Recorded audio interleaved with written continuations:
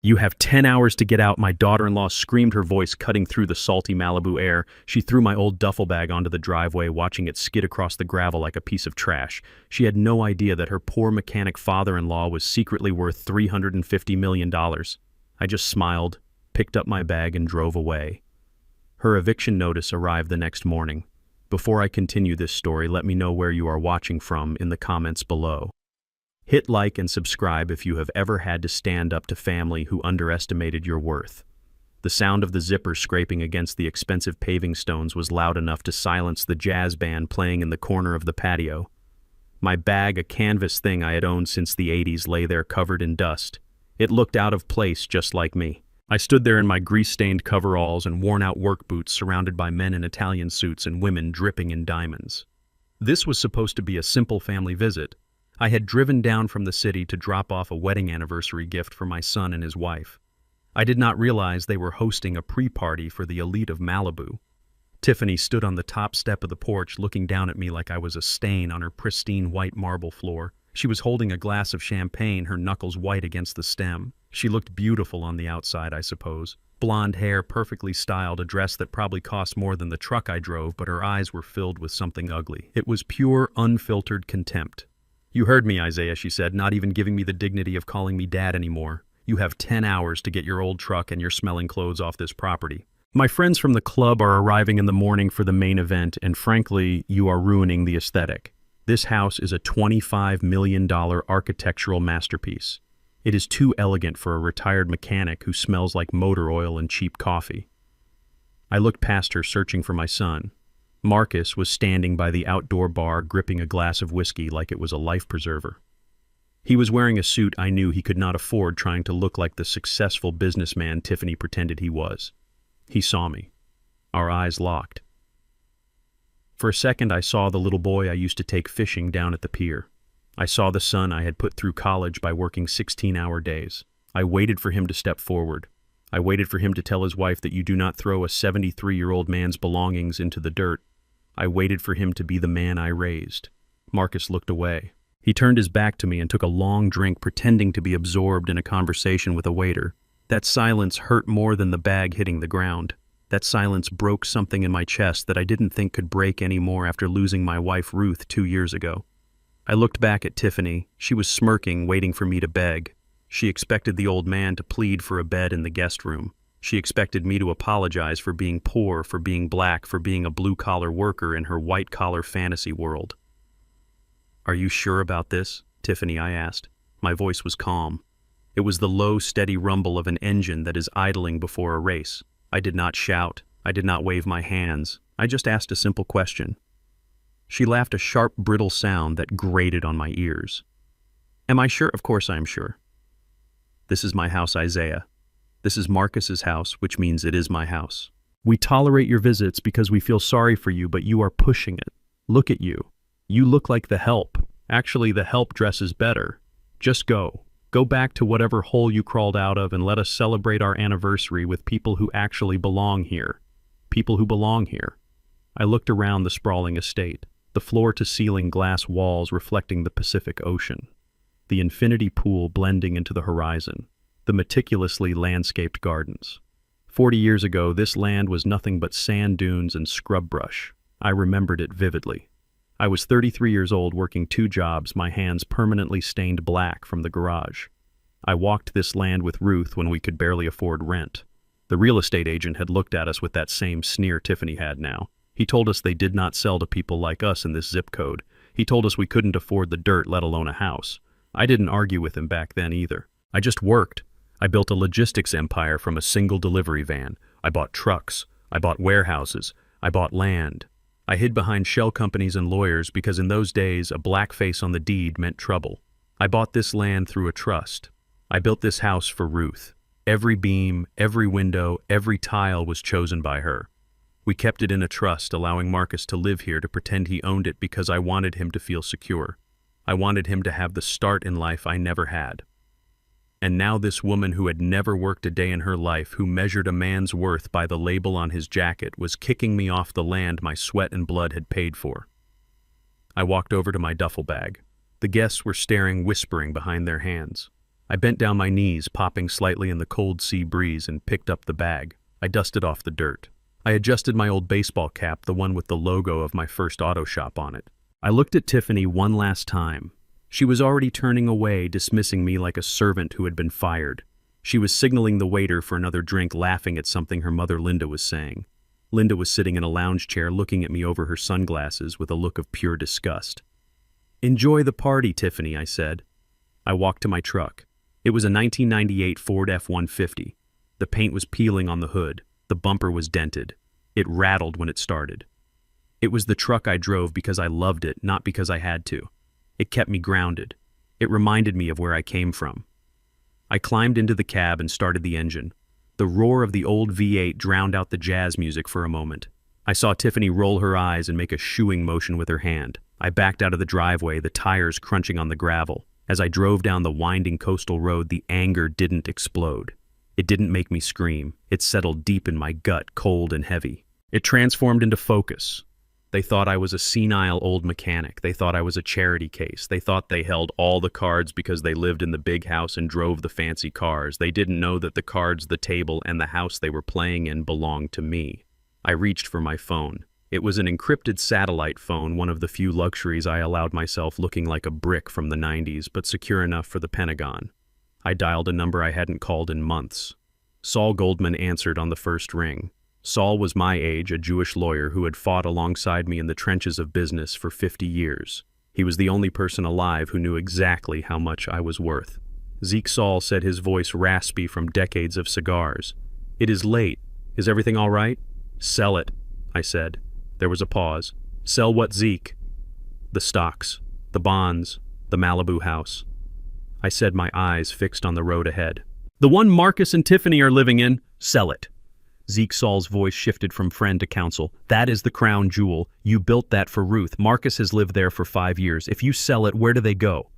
"I don't care where they go," I said. "I want it sold tomorrow morning. I want a cash buyer. I want a 24-hour close. I don't care if we take a loss. Get it done."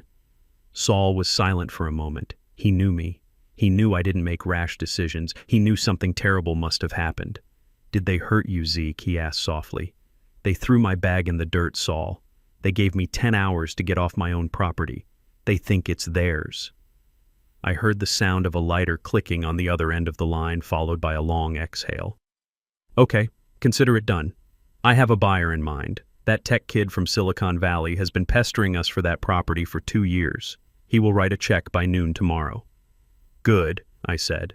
"And Saul, yes, check the paperwork on the San Francisco townhouse, the one they used during the week. That is also in the trust, Zeke. You own it 100%. They just pay the utilities." "Draft an eviction notice for that one too," I said. 30 days. No, make it legal standard, but serve it tomorrow. I want them to feel the floor drop out from under them all at once. You are going scorched earth, Zeke. They started the fire, Saul. I am just controlling the burn. I hung up the phone. I was driving past the cliffs now, the ocean crashing against the rocks below. I didn't head back to my small apartment in the city. I didn't go to the garage. I drove straight to the Four Seasons in Westlake. I pulled my beat-up truck right up to the valet stand, right behind a Bentley and a Ferrari. The young valet looked at my truck, then at me, confused. He started to wave me away, thinking I was a delivery driver or lost. But then the general manager, a man who knew exactly who owned the holding company that owned the hotel chain, came running out. "Mr. Freeman," he said, opening my truck door himself, "we weren't expecting you." "Welcome back." I tossed him the keys to the truck. "Keep it close," I said, "and put me in the penthouse. I need to oversee a business transaction tomorrow morning that is going to make the news." As I walked through the gold-plated revolving doors wearing my grease-stained coveralls, people stared. They whispered. They judged. Just like Tiffany. But tonight their judgment didn't sting. It felt like armor. I went up to the penthouse, poured myself a glass of water, and stood by the window looking out over the city lights. My phone buzzed. It was a text from Marcus. "Dad, I hope you got home okay. Tiffany is just stressed. You know how she gets about her parties. Maybe give it a few weeks before you come by again. We can grab a burger or something. Love you. A burger." After watching his wife treat me like a stray dog, I didn't reply. I deleted the message. Tomorrow the sun would rise over Malibu. Tomorrow the champagne would run dry. Tomorrow Tiffany would learn that the only reason she lived like a queen was because the mechanic she despised allowed it. And tomorrow, I was going to take my crown back. The elevator ride to the penthouse of the Four Seasons took exactly 45 seconds. In that short time, I watched my reflection in the polished brass doors. I saw an old man in dirty coveralls, a man who looked like he should be taking out the trash, not owning the building. But that was the beauty of it. That was the trick I had played on the world for 50 years. They saw the grease under my fingernails, but they never saw the ink on the contracts. When the doors slid open, the night manager, a discreet man named Henderson, was already waiting with a bottle of aged scotch and a fresh change of clothes. He did not ask questions. He knew that when I showed up looking like this, it meant I was going to war. I took a shower, scrubbing the physical dirt of the day off my skin, but the feeling of Tiffany's contempt clung to me like a second skin. I put on the clothes Henderson had laid out, a simple black turtleneck and slacks, comfortable, expensive, the uniform of a man who no longer needs to impress anyone. I poured myself a drink and sat at the mahogany desk overlooking the city lights of Westlake. It was 2 a.m, but Saul Goldman walked in 5 minutes later as if it were midday. He carried a leather briefcase that looked as battered as my truck. That briefcase held more power than most small countries. Saul sat down opposite me and didn't waste time with pleasantries. He placed a thick stack of files on the desk. The sound of the paper hitting the wood echoed in the silent room. "These are the deed structures for the Malibu estate," he said, his voice gravelly from sleep and cigarettes. "As you know, the property is held by Blue Horizon Holdings. You are the sole beneficiary. Marcus and Tiffany have rights of usage revocable at any time. They never bothered to check the title. They just assumed that when you handed them the keys 5 years ago, you handed them ownership. They were too busy planning their pool parties to read the fine print." I opened the file. I traced my finger over the signatures. I remembered the day I signed this. I had been so proud to give my son a palace. Now looking at the same signature, I felt only a cold resolve. I picked up a pen. It was a heavy fountain pen, a gift from Ruth on our 30th anniversary. It felt right to use it for this. "Who is the buyer?" I asked. Saul pulled out a purchase agreement. A young tech mogul from Silicon Valley. He made an algorithm that predicts stock market crashes or something equally incomprehensible. He has been trying to buy the coastline properties next to yours for months. He offered $25 million cash sight unseen for a 24-hour close. He wants the land, Zeke. He doesn't care about the house. He will probably bulldoze it. Bulldoze it. The thought should have hurt.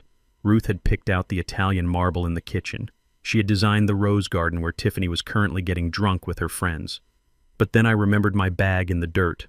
I remembered my son turning his back on me. A house is just wood and stone. A home is respect. And there was no respect left in Malibu. "Do it," I said. I signed the transfer of sale. The ink was black and permanent. Sell it to him. Tell him he can take possession at noon tomorrow. I want the locks changed by 1 o'clock. Saul nodded and slid the paper back into his briefcase. "Done.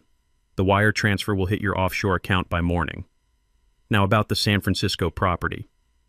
I leaned back in the chair, swirling the scotch in my glass. This was the one that would truly hurt them. The Malibu house was their playground, but the townhouse in Pacific Heights was their stage. It was where Tiffany hosted her charity luncheons. It was where Marcus played the big executive. They had been living there for 5 years, telling everyone it was their wedding gift. "They think they own it," I said quietly. "They tell everyone I signed it over." Saul smirked a dry, humorless expression. "They think a lot of things, Zeke. But the county recorder says otherwise. The townhouse is owned by the Freeman Family Trust. You are the trustee. They are merely tenants at will. They have never paid a dime in rent. You have been covering the property taxes, the maintenance, the HOA fees. You have essentially been their landlord, who never collects rent." I looked at the photos of the townhouse in the file. It was a beautiful building, Victorian architecture worth at least $8 million in the current market. I had bought it when Marcus graduated with his MBA, thinking he would fill it with grandchildren with life. Instead, he filled it with Tiffany's ego. "Draft the eviction notice," I said. My voice was steady, but my hand tightened around the glass. "Not a standard notice. I want immediate termination of the tenancy at will. Cite unauthorized alterations to the property if you have to. I saw the contractors' vans there last month. They are knocking down walls without permits. Use that. Give them 30 days. That is the legal minimum in California, isn't it? Saul nodded. 30 days is standard, but we can serve them tomorrow. It will be a double tap. They lose the beach house at noon, and by the time they drive back to the city to cry about it, the process server will be waiting on their doorstep in Pacific Heights.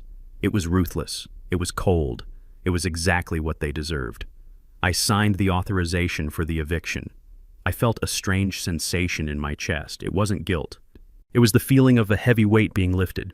For years, I had carried them. I had cushioned every fall. I had paid every bill they conveniently forgot. I thought I was being a good father. I thought I was protecting them. But I realized now, sitting in this penthouse, that I hadn't been protecting them. I had been crippling them. I had raised a son who couldn't stand on his own 2 feet because I was always holding him up. And Tiffany. Tiffany was a parasite who had attached herself to the host she thought was weak. She was about to find out that the host was the one controlling the blood supply. Saul closed his briefcase. The snap of the latches sounded like a gunshot in the quiet room. I will have the papers filed when the courts open at 9. The police will be notified to assist with the removal of trespassers in Malibu if they refuse to leave. Do you want to be there? No, I said. I don't want to see them. I don't want to hear their excuses. I don't want to see my son look at me with that mixture of fear and entitlement. Just handle it, Saul. Call me when the money is in the account and the locks are changed. Saul stood up, placing a hand on my shoulder for a brief moment. It was the only sign of affection between us, but it said everything.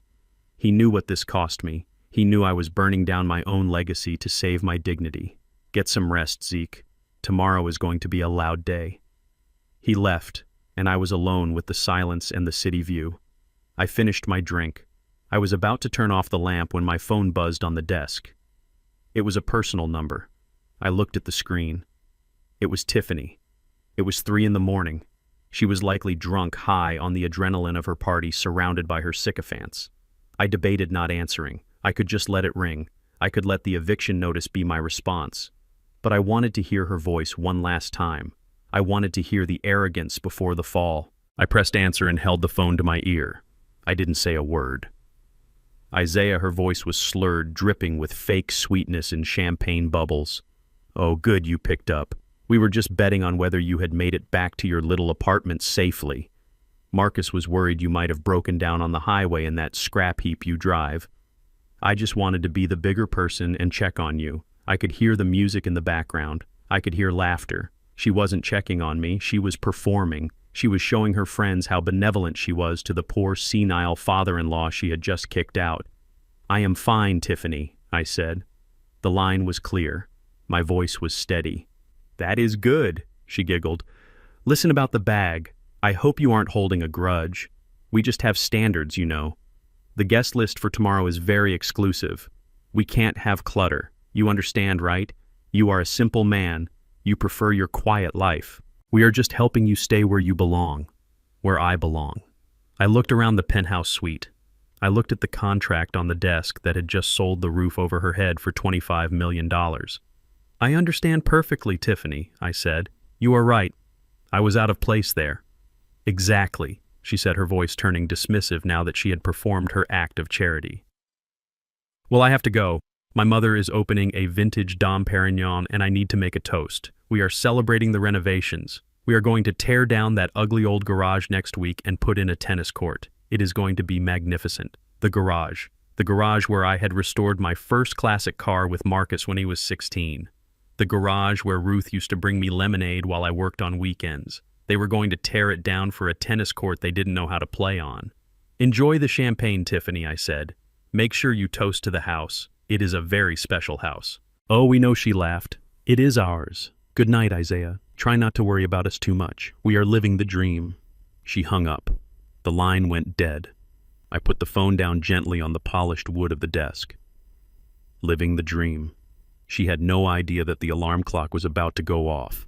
She had no idea that the dream was already sold, signed, and delivered to a man who would view her presence as nothing more than a trespassing violation. I walked to the window. The city below was asleep, unaware of the shift in power that had just happened in a quiet room on the top floor. I felt a deep, profound sadness for my son, but the anger was gone. It had been replaced by cold, hard certainty. They wanted to live in a world where money was the only thing that mattered. They wanted to judge a man by his bank account. Fine. I would show them my bank account. I would show them the power of the money they worshipped, and I would use it to crush the false reality they had built on my back. I went into the bedroom and lay down on the sheets that cost more than Tiffany's wedding dress. I closed my eyes. For the first time in 2 years since Ruth died, I didn't feel like a ghost in my own life. I felt like the man who had built an empire from nothing. The sun would rise in a few hours. And when it did, the eviction notice would be on its way. The locks would be changing. And Tiffany's 10-hour deadline would expire at the exact same moment her ownership of my life did. I slept like a baby. The morning fog still clung to the coastline when I pulled my 1998 Ford up to the wrought iron gates of the Malibu estate. It was 7 in the morning. The sun was just beginning to burn through the mist, painting the ocean in shades of steel gray and pale gold. It was the kind of morning Ruth used to love, the kind where the world felt new and full of promise. But as I punched the code into the keypad, a code I knew would be deleted by noon, I felt no promise. I felt only the cold, hard weight of finality. I wasn't there to beg. I wasn't there to plead my case. I had told myself I was coming back to collect the last of my tools from the garage, the few personal items I had left behind in my haste the night before. But that was a lie. I was there to watch. I needed to see them one last time in their natural habitat of arrogance before the sky fell on their heads. I needed to be sure. I needed to verify that there was no redeeming quality left in my son's marriage. No scrap of humility that might stay my hand. I drove up the long, winding driveway. The evidence of last night's party was everywhere. Empty champagne bottles littered the lawn like fallen soldiers. A silk tie hung from a rosebush. The air smelled of stale alcohol and expensive perfume that had turned sour overnight. It was a scene of excess, of waste, of people who had never had to clean up a mess in their lives. I parked my truck next to a bright red Ferrari that belonged to one of Tiffany's friends. The contrast was almost comical. My truck with its dented bumper and faded blue paint looked like a workhorse standing next to a show pony. I stepped out, my work boots crunching on the gravel. I was wearing my usual attire. A clean pair of blue coveralls and a flannel shirt. To me, these were the clothes of a man who built things. To them, they were a costume of poverty. I found them on the back terrace overlooking the ocean. Tiffany and her mother Linda were sitting at the glass patio table wrapped in cashmere blankets, nursing cups of coffee and what looked like mimosas. They looked hungover, their movements slow and irritable, but their eyes were hidden behind oversized sunglasses. Marcus was nowhere to be seen. He was probably sleeping off the shame of the night before, or maybe just the whiskey. Tiffany looked up as I approached. She didn't offer a greeting. She just sighed, a long, dramatic exhalation of smoke from her thin cigarette. "You are back," she said, her voice raspy. "You are like a bad penny, Isaiah. I thought I gave you 10 hours. You still have." She checked her diamond-encrusted watch, 2 hours left. "Why are you here so early? Do you enjoy waking us up?" "I am just getting my tools from the garage," I said calmly. "I didn't want to disturb you." Linda lowered her sunglasses and looked at me with eyes that were cold and hard like polished stones. "So this is him," she said, as if I were an exhibit at a zoo. "The famous mechanic. Tiffany, darling, you didn't tell me he dressed like a janitor even on weekends. Does he own any normal clothes, or is this grease monkey chic his only look?" Tiffany laughed, a dry, humorless sound. "Oh, Mother, don't bother. He thinks it makes him look hard-working. He wears that outfit like a badge of honor. It is embarrassing, really. Last Christmas, he wore work boots to the country club dinner. I nearly died of shame.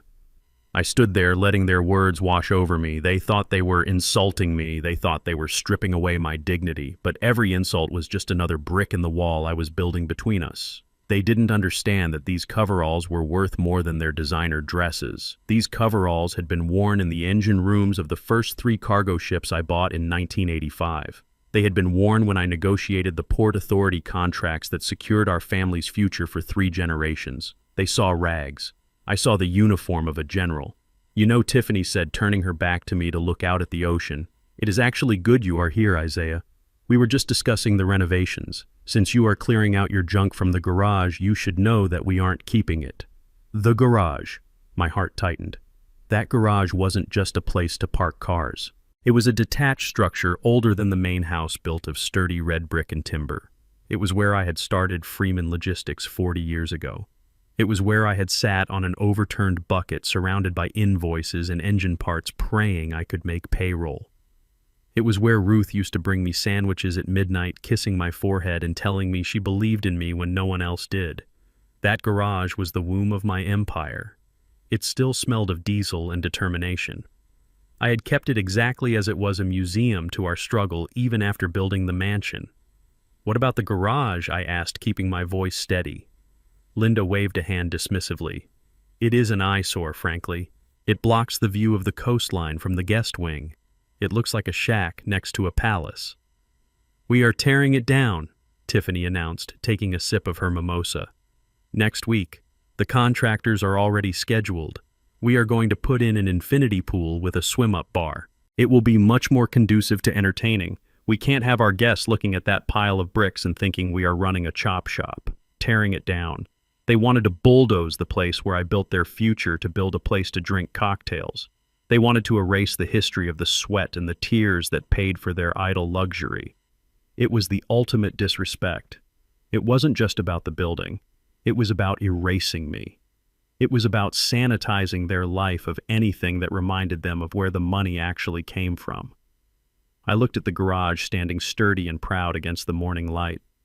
I thought about the late nights. I thought about the first time Marcus as a toddler had walked across that oil-stained floor into my arms.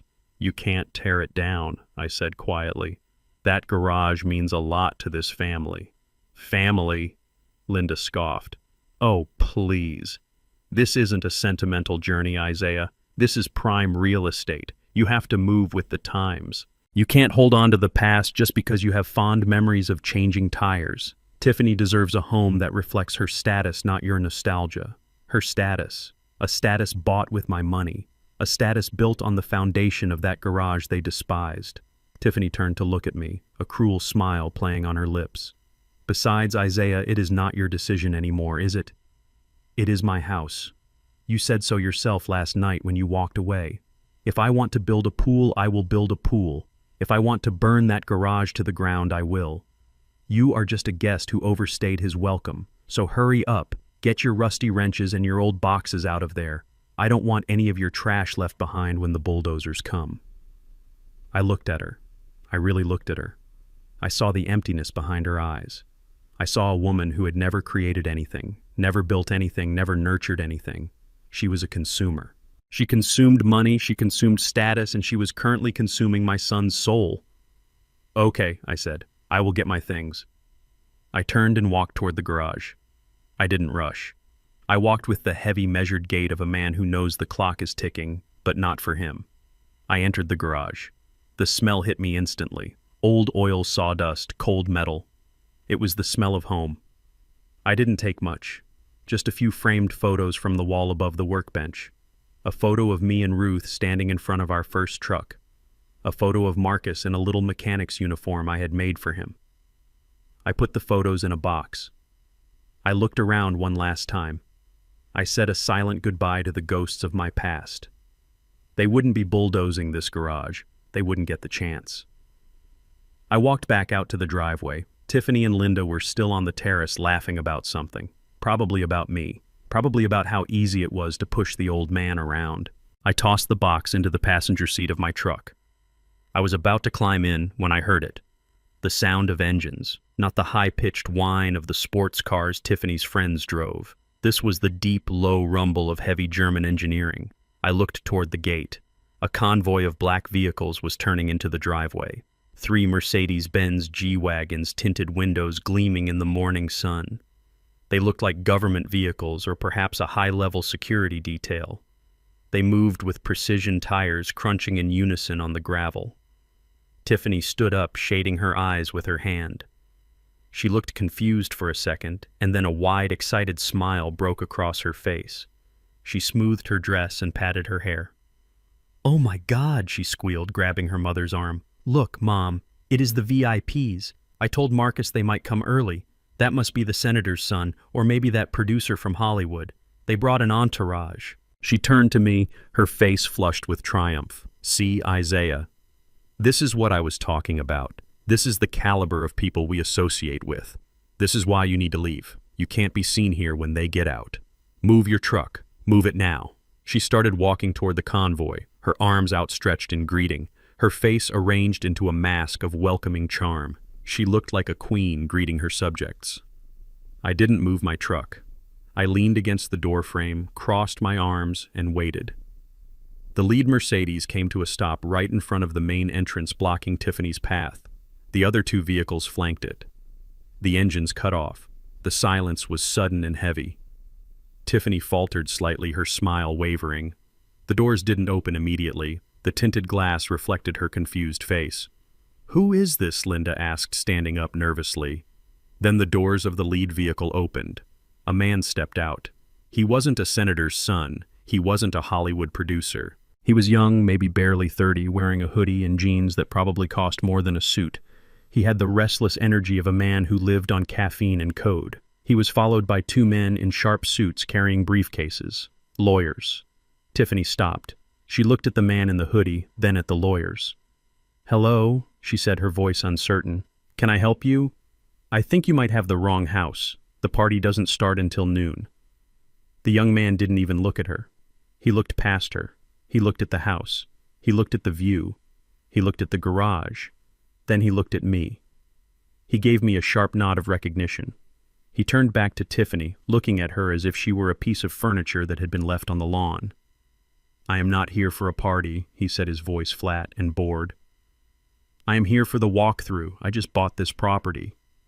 Tiffany laughed. It was a nervous, high-pitched sound. "Excuse me, you bought this property. That is impossible. This is my house. We aren't selling. Who are you?" The man in the hoodie ignored her. He gestured to one of the lawyers. "Explain it to her. I want to see the pool." The lawyer stepped forward. He was a tall man with a face like a hatchet. He held up a file. "Ma'am, this property was sold this morning at 8 a.m.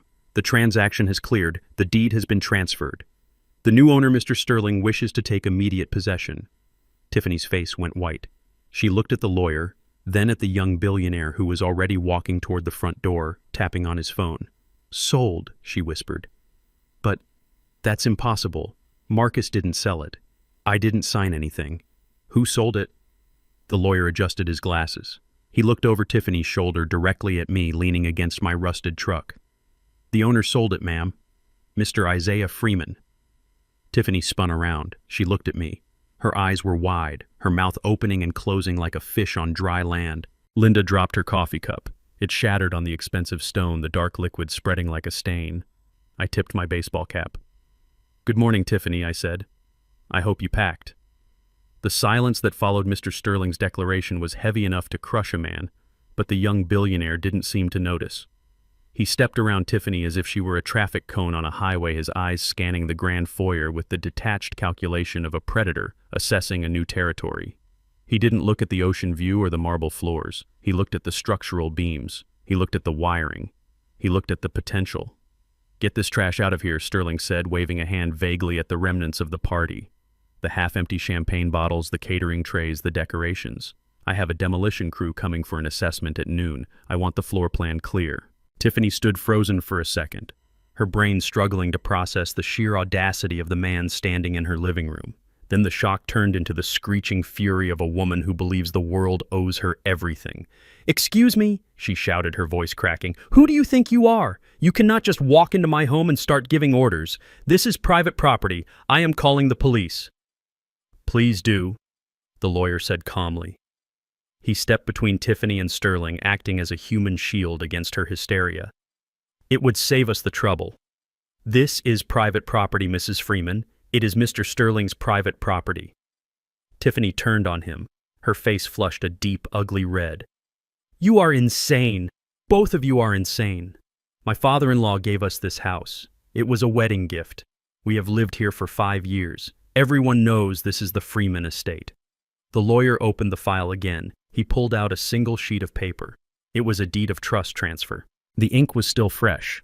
The Freeman estate, the lawyer corrected, was held by a shell company called Blue Horizon Holdings.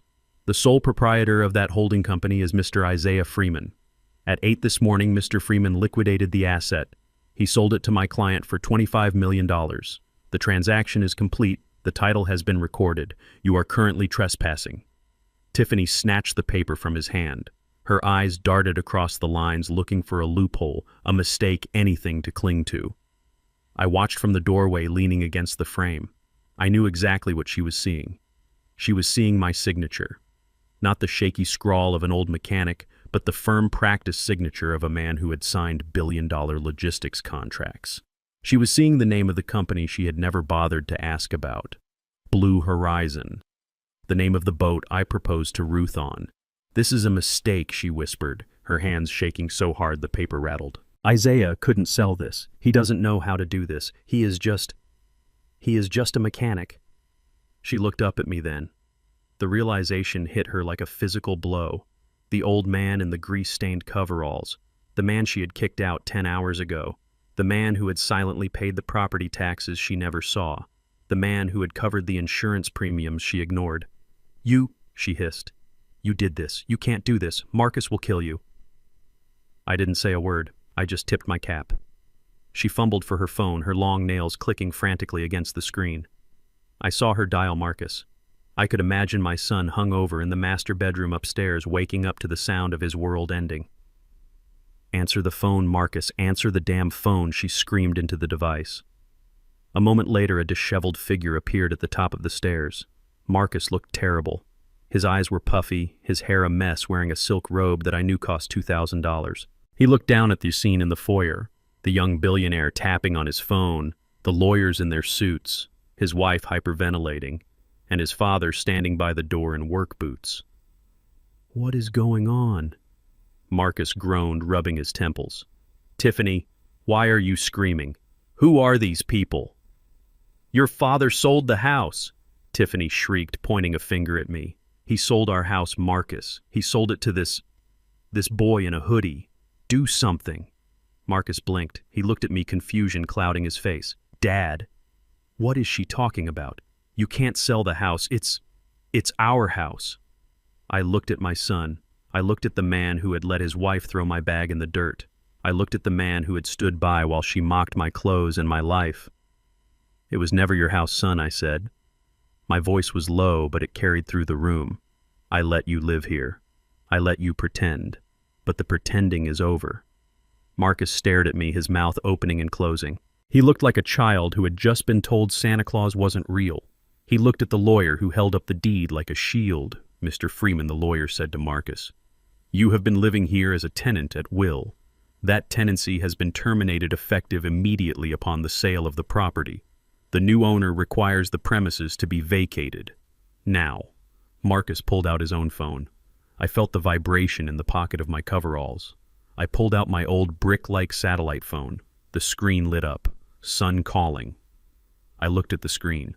I remembered all the times I had answered that call, the times he needed bail money, the times he needed rent, the times he needed a job. I had always answered. I had always fixed it. Not today. I pressed the red button. I sent the call to voicemail. Marcus looked up, shock written across his face. "You hung up on me, Dad. Stop this. This isn't funny. Tell them to leave." I put the phone back in my pocket. I looked at Mr. Sterling, the new owner. "The house is yours, Mr. Sterling," I said. "I apologize for the squatters. They were just leaving."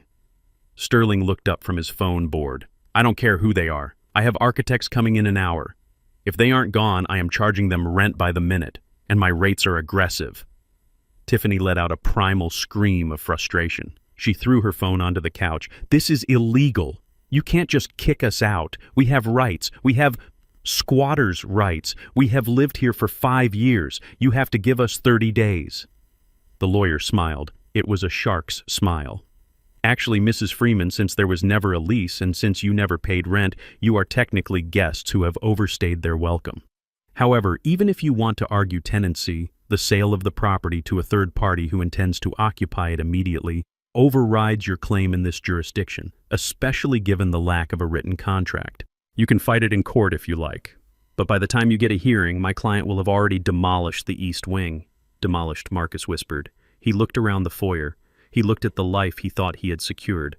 "Get out," Sterling said, his voice dropping an octave. "Get out now or I have my security team remove you." Tiffany looked at her mother, Linda, who was cowering in the corner, clutching her pearls. She looked at Marcus, who was leaning against the banister for support. She realized that her tantrums weren't going to work on this man. This man had more money than she could even count. She turned her venom back to me. "You are a monster," she spat. "How could you do this to your own family? We have nowhere to go." I looked at her calmly. "You have 10 hours, Tiffany. That is what you gave me. I am giving you 10 minutes. She gasped. The lawyer checked his watch. "Actually, the police are already on their way. We anticipated a disturbance." As if on cue, the sound of sirens cut through the morning air. Blue and red lights flashed against the expensive glass windows. 2 patrol cars rolled up the driveway, parking behind my old truck. The officers stepped out. They weren't the local security guards Tiffany was used to bossing around. These were county sheriffs. They walked up to the front door, their hands resting on their belts. "Is there a problem here?" one of the officers asked, looking between the billionaire in the hoodie and the woman in the cocktail dress. "Yes, officer," the lawyer said smoothly. "These individuals are trespassing on private property. The owner has asked them to leave, and they are refusing.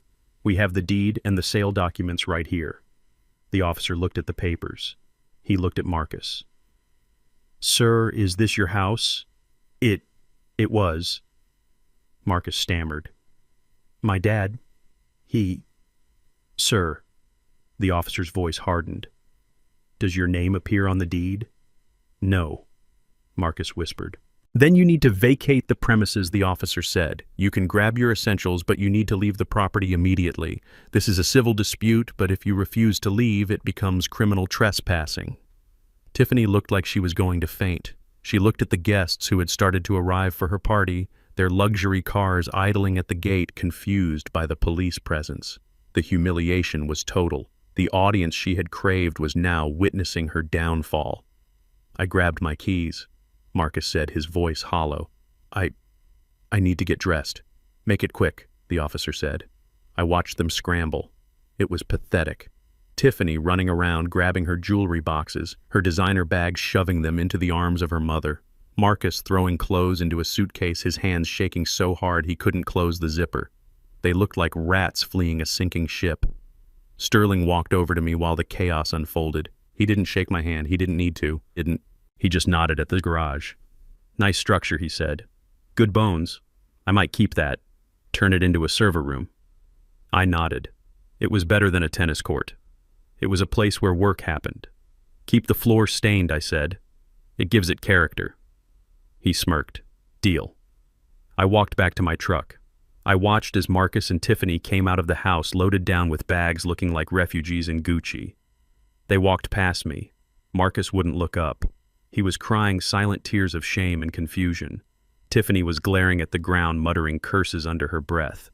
They loaded their car. The police officers stood by, arms crossed, watching them like hawks.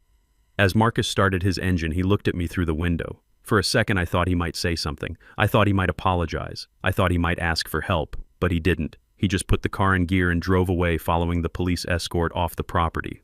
I watched them go. I watched the taillights disappear down the winding road. I felt a pang of loss, sharp and deep. I had just made my son homeless. But then I looked at the house. I looked at the billionaire measuring the walls. I looked at the lawyers packing up their briefcases. I had also just made him a man, or at least I had given him the chance to become one. The safety net was gone. The fantasy was over. Now he had to survive. I started my truck. The engine roared to life, a comforting, familiar sound. I had one more stop to make. The San Francisco townhouse. The eviction notice was already drafted. The process server was already en route. The beach house was the shock. The townhouse would be the reality check. I pulled out of the driveway, leaving the $25 million behind me in the rearview mirror. I didn't look back. I had work to do. And for the first time in a long time, I felt like Isaiah Freeman again. Not the father, not the mechanic, the boss.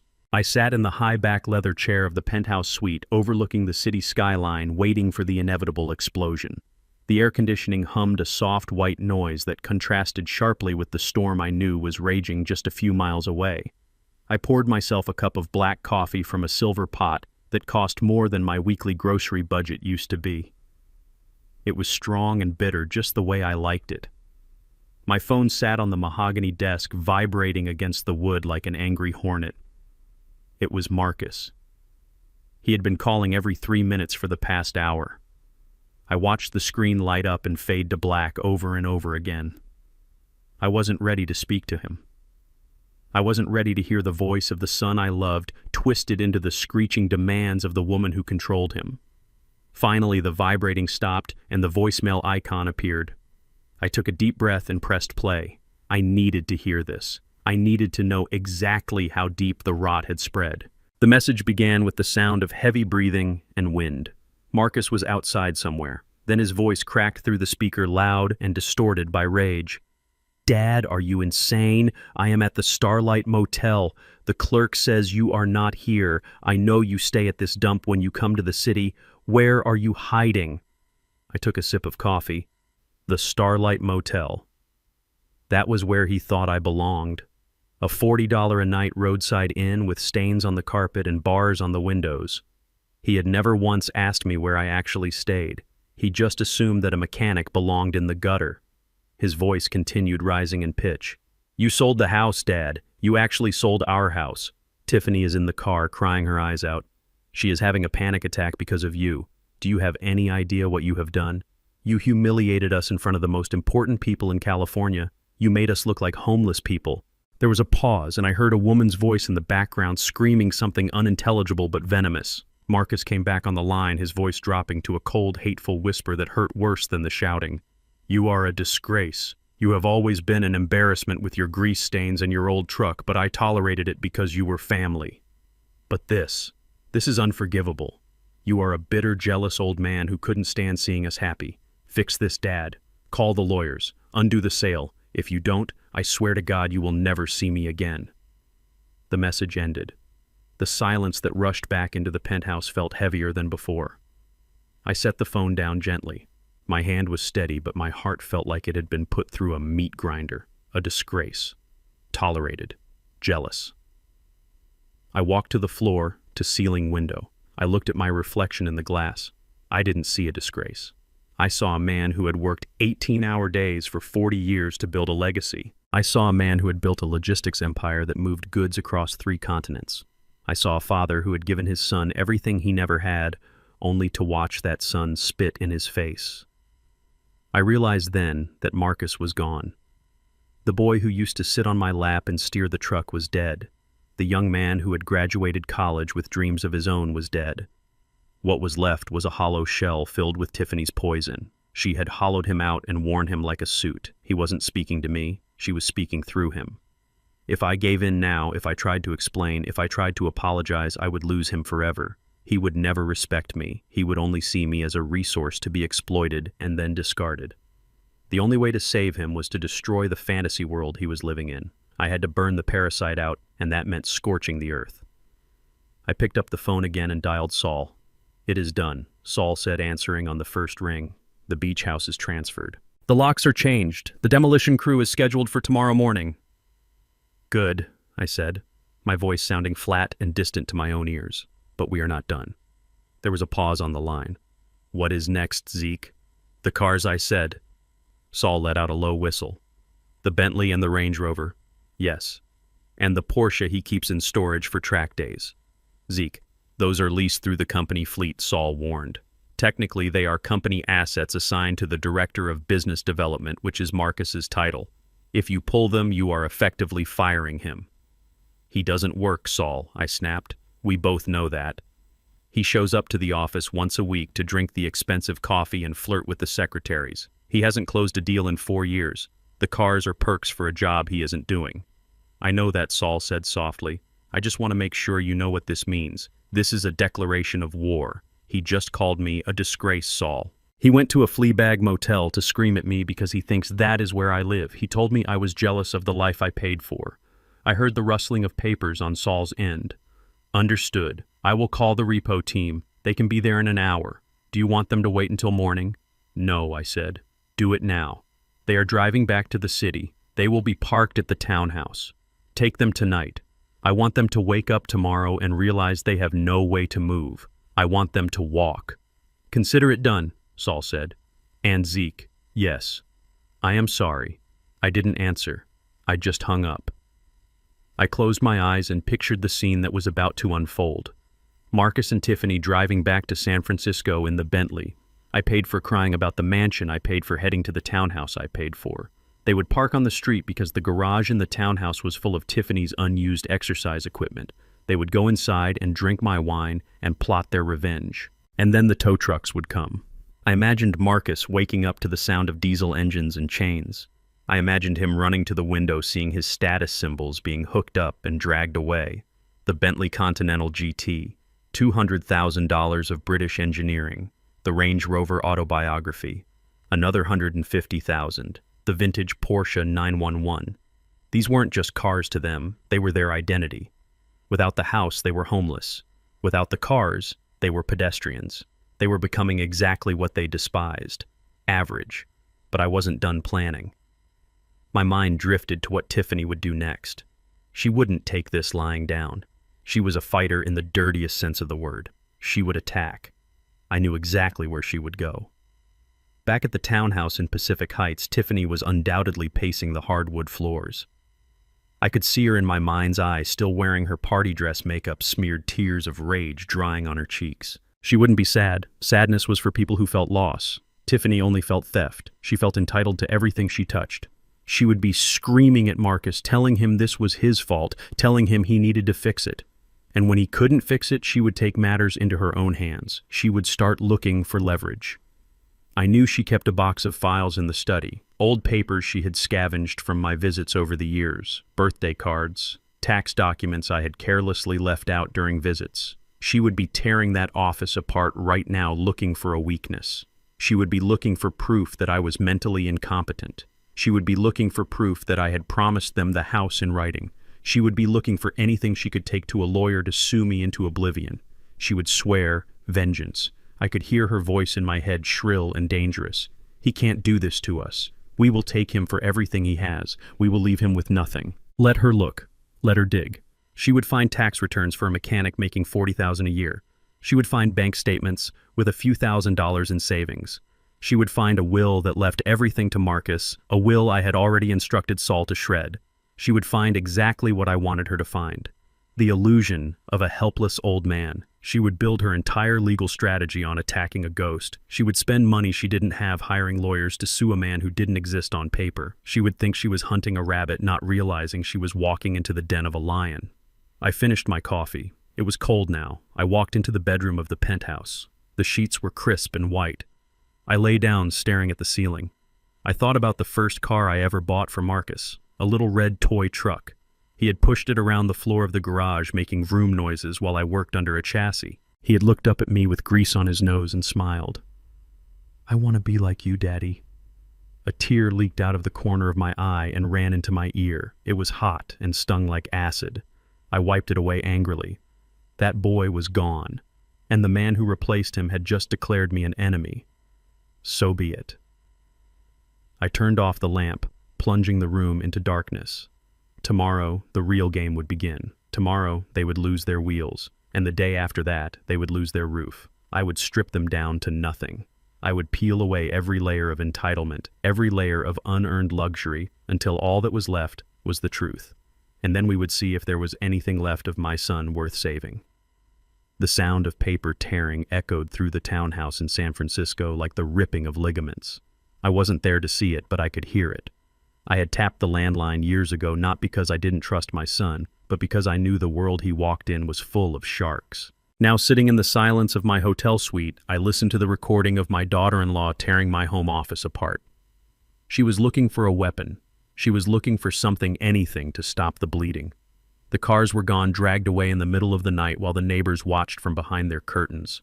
The eviction notice for the townhouse had been taped to the front door at dawn. She was cornered, and a cornered animal digs. I heard the sound of a drawer being yanked out and dumped onto the floor. I heard Marcus whimpering in the background, a low, constant drone of defeat. "Stop crying and help me," Tiffany shrieked. "He has to have money somewhere, or he has to have debt. People don't just sell $25 million houses overnight unless they are in trouble. He is hiding something." She was right. I was hiding something. I was hiding $350 million, but she wasn't going to find that. What she was going to find was a small, dusty blue bank book from the local credit union tucked inside an old shoebox full of receipts from 1998. I heard her gasp. It was a sharp, predatory sound. "Look at this," she whispered.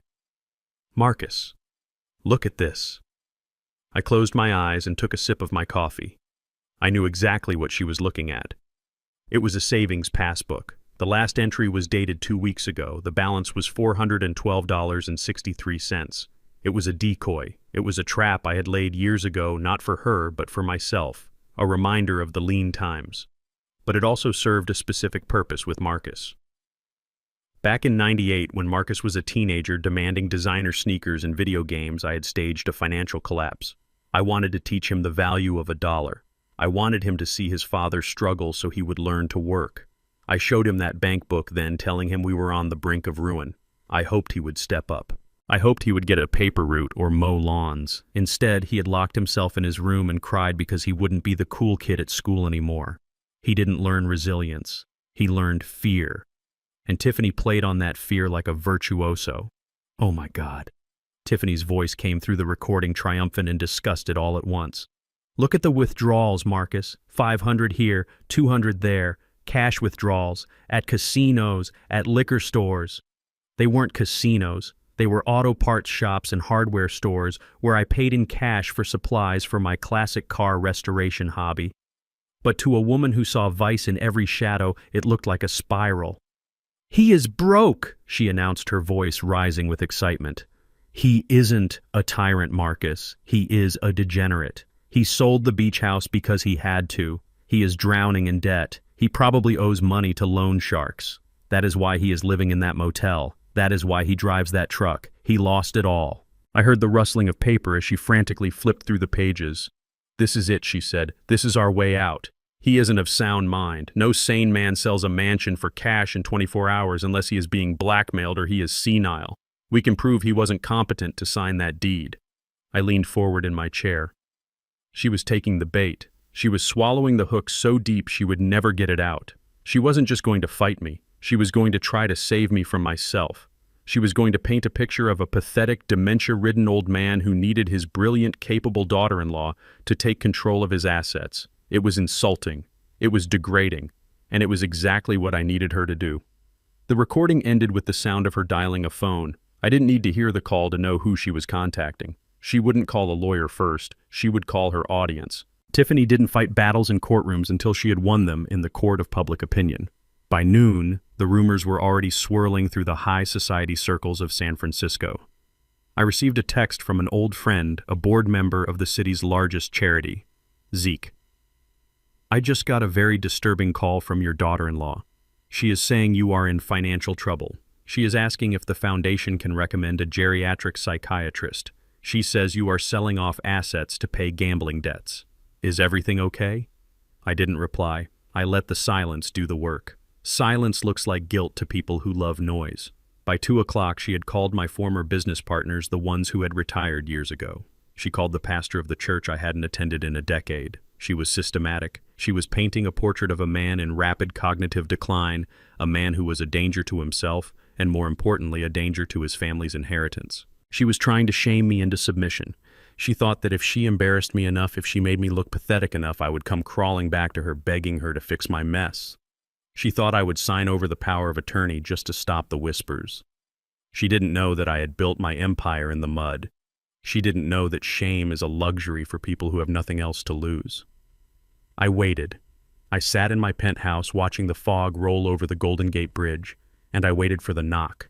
It came at 4:30. It wasn't room service. It was a process server. He was a young man, nervous, looking out of place in the plush hallway of the Four Seasons. He checked the number on the door, then looked at me. I was wearing a bathrobe and reading the Wall Street Journal. "Mr. Isaiah Freeman?" he asked. I nodded. "You have been served, sir." He handed me a thick envelope and practically ran back to the elevator. I closed the door and walked back to my desk. I opened the envelope with a letter opener. It was a lawsuit. Tiffany Freeman and Marcus Freeman versus Isaiah Freeman. I scanned the legal jargon. It was a masterpiece of fiction. They were suing for an emergency injunction to halt the sale of the Malibu property. They were suing for immediate reinstatement of their tenancy in the San Francisco townhouse. But the core of the lawsuit, the paragraph that made my blood run cold and hot at the same time, was the claim regarding the assets. The plaintiffs assert that the defendant Isaiah Freeman is suffering from diminished mental capacity and has fallen victim to predatory financial practices.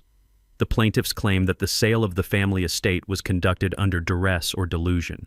Furthermore, the plaintiffs assert that the properties in question were promised as a marital gift and constitute communal family assets, which the defendant had no legal right to liquidate without the consent of his beneficiaries. They were using the fake inheritance laws she had researched on the internet. She was claiming that because I had let them live there, because I had said this is your home, I had legally transferred ownership in spirit, if not in ink.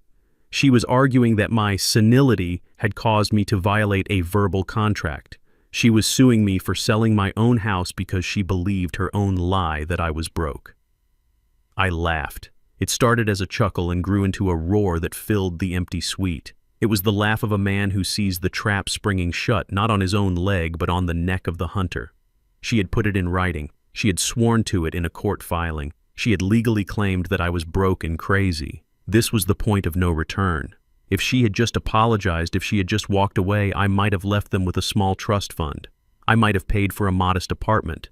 But she had attacked my mind. She had attacked my competence. She had tried to strip me of my agency to feed her greed. I picked up the phone and called Saul. "You got the papers?" Saul asked. He sounded tired. "I got them," I said. "She is claiming I am senile, Saul.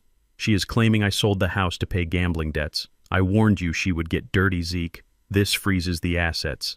The judge will put a temporary hold on the Malibu sale until a competency hearing can be held. It buys them time. It gets them back in the house for a few weeks while the courts sort it out." "No," I said, "it doesn't. Zeke, be reasonable. It is a temporary injunction. We have to fight it. We aren't going to fight the injunction, Saul. We are going to accelerate the timeline. How she wants a hearing on my competency," I said. "Give her one. But not in a few weeks. Tomorrow. Call the judge. Tell him I consent to an immediate emergency hearing. Tell him I want to clear my name. Tell him the stress of these false accusations is affecting my health and I need a resolution now." "Zeke, are you sure you want to walk into a courtroom tomorrow and prove you aren't crazy?" "I am not just going to prove I am not crazy, Saul. I am going to prove she is a liar, and I am going to do it while she is still celebrating her cleverness. Get the judge, Saul. Get the hearing. And Saul, yes, bring the binder, the big one, the one with the real estate portfolio, the one with the tax returns from the last 30 years. The one that shows I own half the industrial district in Oakland. You are going to show them the books. I am going to show them the world, Saul. She thinks I am a pauper. I am going to drown her in gold." I hung up the phone. I looked at the lawsuit one last time. Diminished mental capacity. I remembered 1998. I remembered Marcus crying over his sneakers. I had failed to teach him then because the lesson was fake. I had pretended to be poor, so the consequences were pretend. This time, the lesson was real. This time, the poverty was real. And this time, he was going to learn. I walked to the closet and pulled out my suit. Not the cheap one I wore to church to blend in. The bespoke Italian wool suit I wore to board meetings in Tokyo and London. I brushed it off. Tomorrow the mechanic was staying home. Tomorrow the chairman was going to court. I sat at the glass desk in the penthouse suite watching the morning fog roll over the Golden Gate Bridge. The document in front of me was simple. It was a standard California eviction notice. Notice to terminate tenancy at will. It looked like a harmless piece of paper, just black ink on white pulp, but I knew it was a guillotine blade waiting to drop. My lawyer Saul had advised me to wait. He said we should fight their lawsuit in court first. He said evicting them while they were suing me for competency might look retaliatory to a judge. I told him I didn't care how it looked. I cared about how it felt. And it felt like justice. They had sued me. They had put into public record that I was senile and incompetent. They had tried to freeze my assets. They had declared war. And in war, you do not wait for the enemy to reload. You take away their ground. I signed the bottom line. The pen scratched loudly in the silent room. I wasn't just signing an eviction. I was signing the end of their fantasy. For 5 years, Marcus and Tiffany had lived in the Pacific Heights townhouse, believing it was their birthright. They told their friends I had gifted it to them. They told their social circle it was the ancestral Freeman home. They walked on the hardwood floors I paid for, slept under the roof I maintained, and threw parties in the dining room where they mocked my blue-collar roots. They never bothered to read the deed. If they had, they would have seen that the owner wasn't Marcus Freeman. The owner was the Freeman Family Preservation Trust. And the sole trustee with absolute power to grant or revoke residency was me. Isaiah Freeman. I handed the paper to the process server, a man named Reynolds, who looked like he could walk through a brick wall without flinching. "Serve them," I said. "They are at the townhouse now. They probably just got back from Malibu. They will be tired, they will be angry, and they will think they are safe because they filed that lawsuit yesterday." Reynolds nodded and left. I poured another cup of coffee and waited. I didn't have to wait long. I could imagine the scene perfectly. They would be in the kitchen, surrounded by the boxes they had hastily packed in Malibu. Tiffany would be pacing, wearing her silk robe, screaming about injustice. Marcus would be sitting at the island, head in his hands, trying to figure out how to pay for a hotel if the accounts remained frozen. They would feel like victims. They would feel like the world was conspiring against them. Then the doorbell would ring. At 10:15, my phone rang. It wasn't Marcus. It was the landline from the townhouse. I picked it up and didn't say a word. I just listened. The sound that came through the speaker wasn't a voice. It was the sound of glass shattering. Then came the screaming. It was primal. It was the sound of an animal that realizes the cage door has been welded shut. "You dirty old man," Tiffany shrieked. Her voice was so loud it distorted the microphone. I had to pull the phone away from my ear. "You dirty, evil, spiteful old man, how dare you? How dare you do this to us?" I took a sip of coffee. "Good morning, Tiffany," I said calmly. "I assume Mr. Reynolds stopped by." "You cannot kick us out," she screamed. "We live here. This is our home. We have squatters' rights. We have a lawsuit against you. You are senile. You don't know what you are doing. The judge will throw this out. You are going to jail for elder abuse against yourself, you crazy old bat." She was unraveling. The veneer of the sophisticated socialite was gone. This was the real Tiffany, the street fighter who had clawed her way into my son's life. "Read the notice, Tiffany," I said. "It is not an eviction for cause. It is a termination of tenancy. You are guests, and guests have to leave when the host is tired of the noise." I heard another crash. It sounded like a lamp hitting the wall. I knew that lamp. It was a Tiffany stained glass original worth $3,000. I flinched not for the money, but for the lack of respect for beautiful things. "I am not going anywhere," she yelled. "I will barricade myself in this bedroom. I will call the press. I will tell them you are abusing us. I will tell them you are mentally unstable and vindictive. I will ruin your name, Isaiah. I will make sure everyone in this city knows you are a monster who throws his own son on the street." "My name," I said, my voice dropping to a low rumble. "You think you can ruin my name? My name is built on concrete and steel, Tiffany. My name is on the sides of trucks that move this country. You are a footnote. You are a rounding error in my ledger." "Marcus, get on the phone," she screamed away from the receiver. "Tell him. Tell your father he is dead to us. Tell him we are not leaving." I heard a scuffle, then heavy breathing. Dad, Marcus's voice was trembling. He sounded like he was in shock. "Dad, the notice says 30 days. It says the trust owns the house." "That is correct, son," I said. "But you said it was our wedding gift." "I said you could live there," I corrected him. "I said it was your home to start a family. I never said I was giving you the deed. I kept the deed because I knew this day might come. I knew there might come a day when you would forget who paid for the roof over your head." "Dad, please," Marcus whispered. "We have nowhere to go. The accounts are frozen. The credit cards are dead. We can't rent an apartment. We have bad credit. We need this house. Just for a few months, just until we get back on our feet." "You aren't on your feet, Marcus," I said. "You have never been on your feet. You have been standing on my shoulders, and I am tired." "You are ruining me," he cried. "I am saving you," I said. "Give me the phone," I heard Tiffany snarl. There was a fumbling sound, and then her voice was back, venomous and sharp. "Listen to me, old man. We are not leaving. You will have to drag us out by our hair. And while you are trying, I am going to destroy this house. Do you hear me? I am going to smash every window. I am going to rip the copper out of the walls. I am going to pour bleach on these hardwood floors you love so much. If we can't have it, nobody can." I closed my eyes. She was threatening to destroy a Victorian masterpiece out of spite. It was the tantrum of a toddler, but a toddler with a sledgehammer. "Go ahead, Tiffany," I said. "Destroy it. Destroy. Break the windows. Burn it down if you want. It is insured. And every dollar of damage you do will be deducted from whatever inheritance you thought you were getting. But more importantly, every item you break is another criminal charge. Vandalism. Destruction of property. You are already looking at fraud charges for the jewelry you tried to pawn. Do you really want to add arson to the list? She went silent. The threat of prison was the only language she understood. You wouldn't dare, she whispered. You wouldn't send the mother of your grandchildren to jail. We don't have grandchildren, Tiffany, I reminded her. And at this rate we never will because you are too busy spending my money to raise a family. I hate you, she hissed. I hate you more than anyone in this world. You are a sad, lonely, pathetic man sitting on a pile of money with no one to share it with. You are going to die alone, Isaiah. And when you do, I will be there to spit on your grave. I hung up the phone. I sat there in the silence of the penthouse. Her words echoed in the room. Die alone. It was the fear that kept most parents hostage. It was the weapon children use to extort compliance. Do what we want, or we will leave you. But they had already left me. They had left me the moment they started treating me like a bank instead of a father. They had left me when they looked at me with shame because of my work clothes. Being alone was better than being used. I looked at the clock. It was 11 a.m. The notice had been served at 10. I picked up my phone. I didn't call them back. I didn't want to hear any more screaming. I didn't want to hear any more threats. I opened the messaging app. I typed in Marcus's number. I knew Tiffany would be reading it over his shoulder. I knew she would be staring at the screen, waiting for me to crack, waiting for me to say, just kidding, waiting for me to offer a compromise.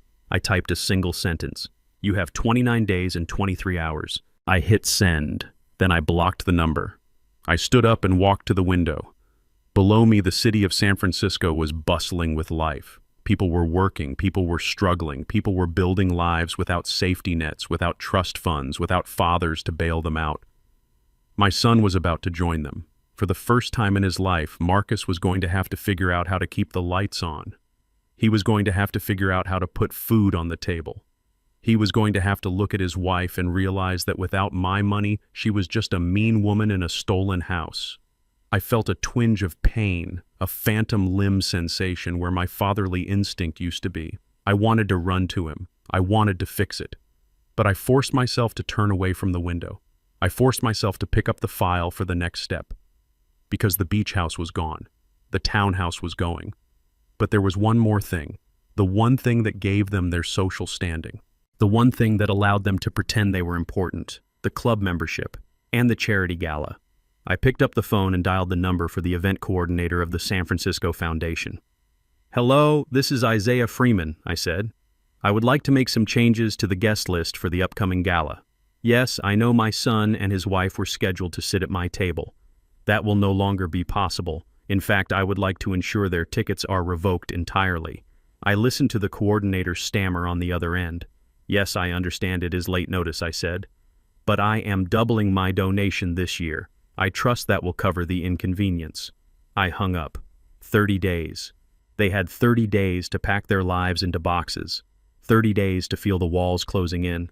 30 days to realize that the gravity they had ignored for so long was finally taking hold. I went back to my desk. I had a business to run.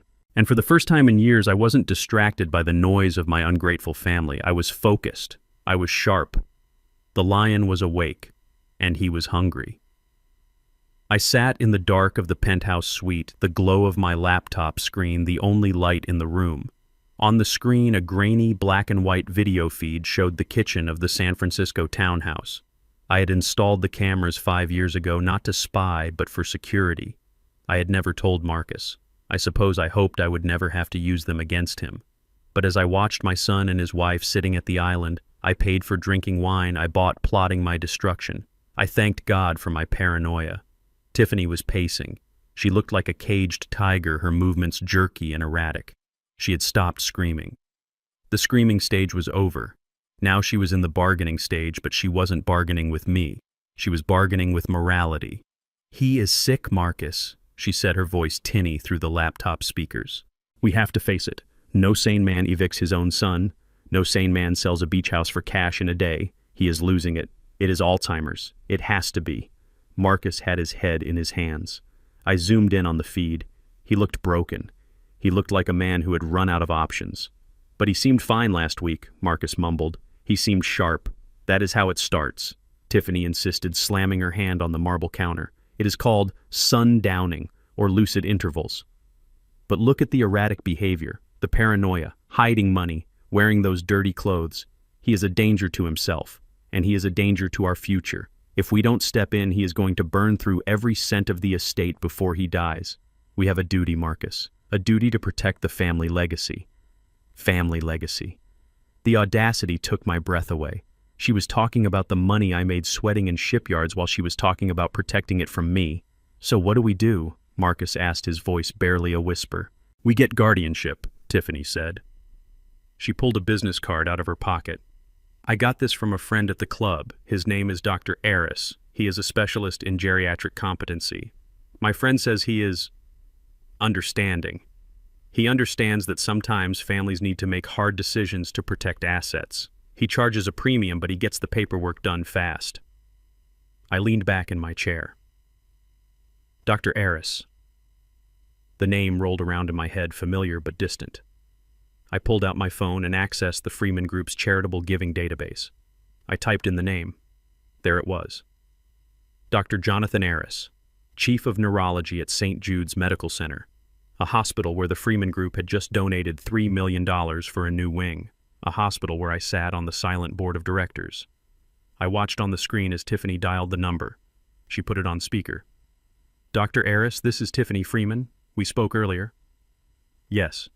It is urgent. My father-in-law is spiraling. He is becoming aggressive. He is liquidating assets. We need an emergency evaluation. We need you to certify that he lacks capacity. Yes. We can pay the expedited fee. $50,000. Yes. We can get it. She hung up. She looked at Marcus with a triumphant smile. He will see us tomorrow at noon, she said. He just needs us to bring Isaiah's medical records and a description of his behavior. He said if the behavior is erratic enough, he can sign an emergency temporary conservatorship order without even seeing the patient immediately. We just need to get the ball rolling. Once we have the paper, we can freeze the accounts. We can stop the eviction. We can take the house back. Marcus looked up. He looked sick. You want to commit him? You want to lock him away? We are saving him, Tiffany said soothingly, stroking his hair. We are saving him from himself. And we are saving us. Do you want to be homeless? Do you want to lose everything? Marcus shook his head slowly. No. Then we do this. I closed the laptop. I had seen enough. My son had just agreed to sell me down the river to save his own skin. He had agreed to label me insane to keep his lifestyle. The sadness I felt was deep and cold like ocean water filling a sinking ship, but the resolve was hotter. I picked up my phone. I didn't call the police. I didn't call Saul. I called the private line of the hospital administrator at St. Jude's.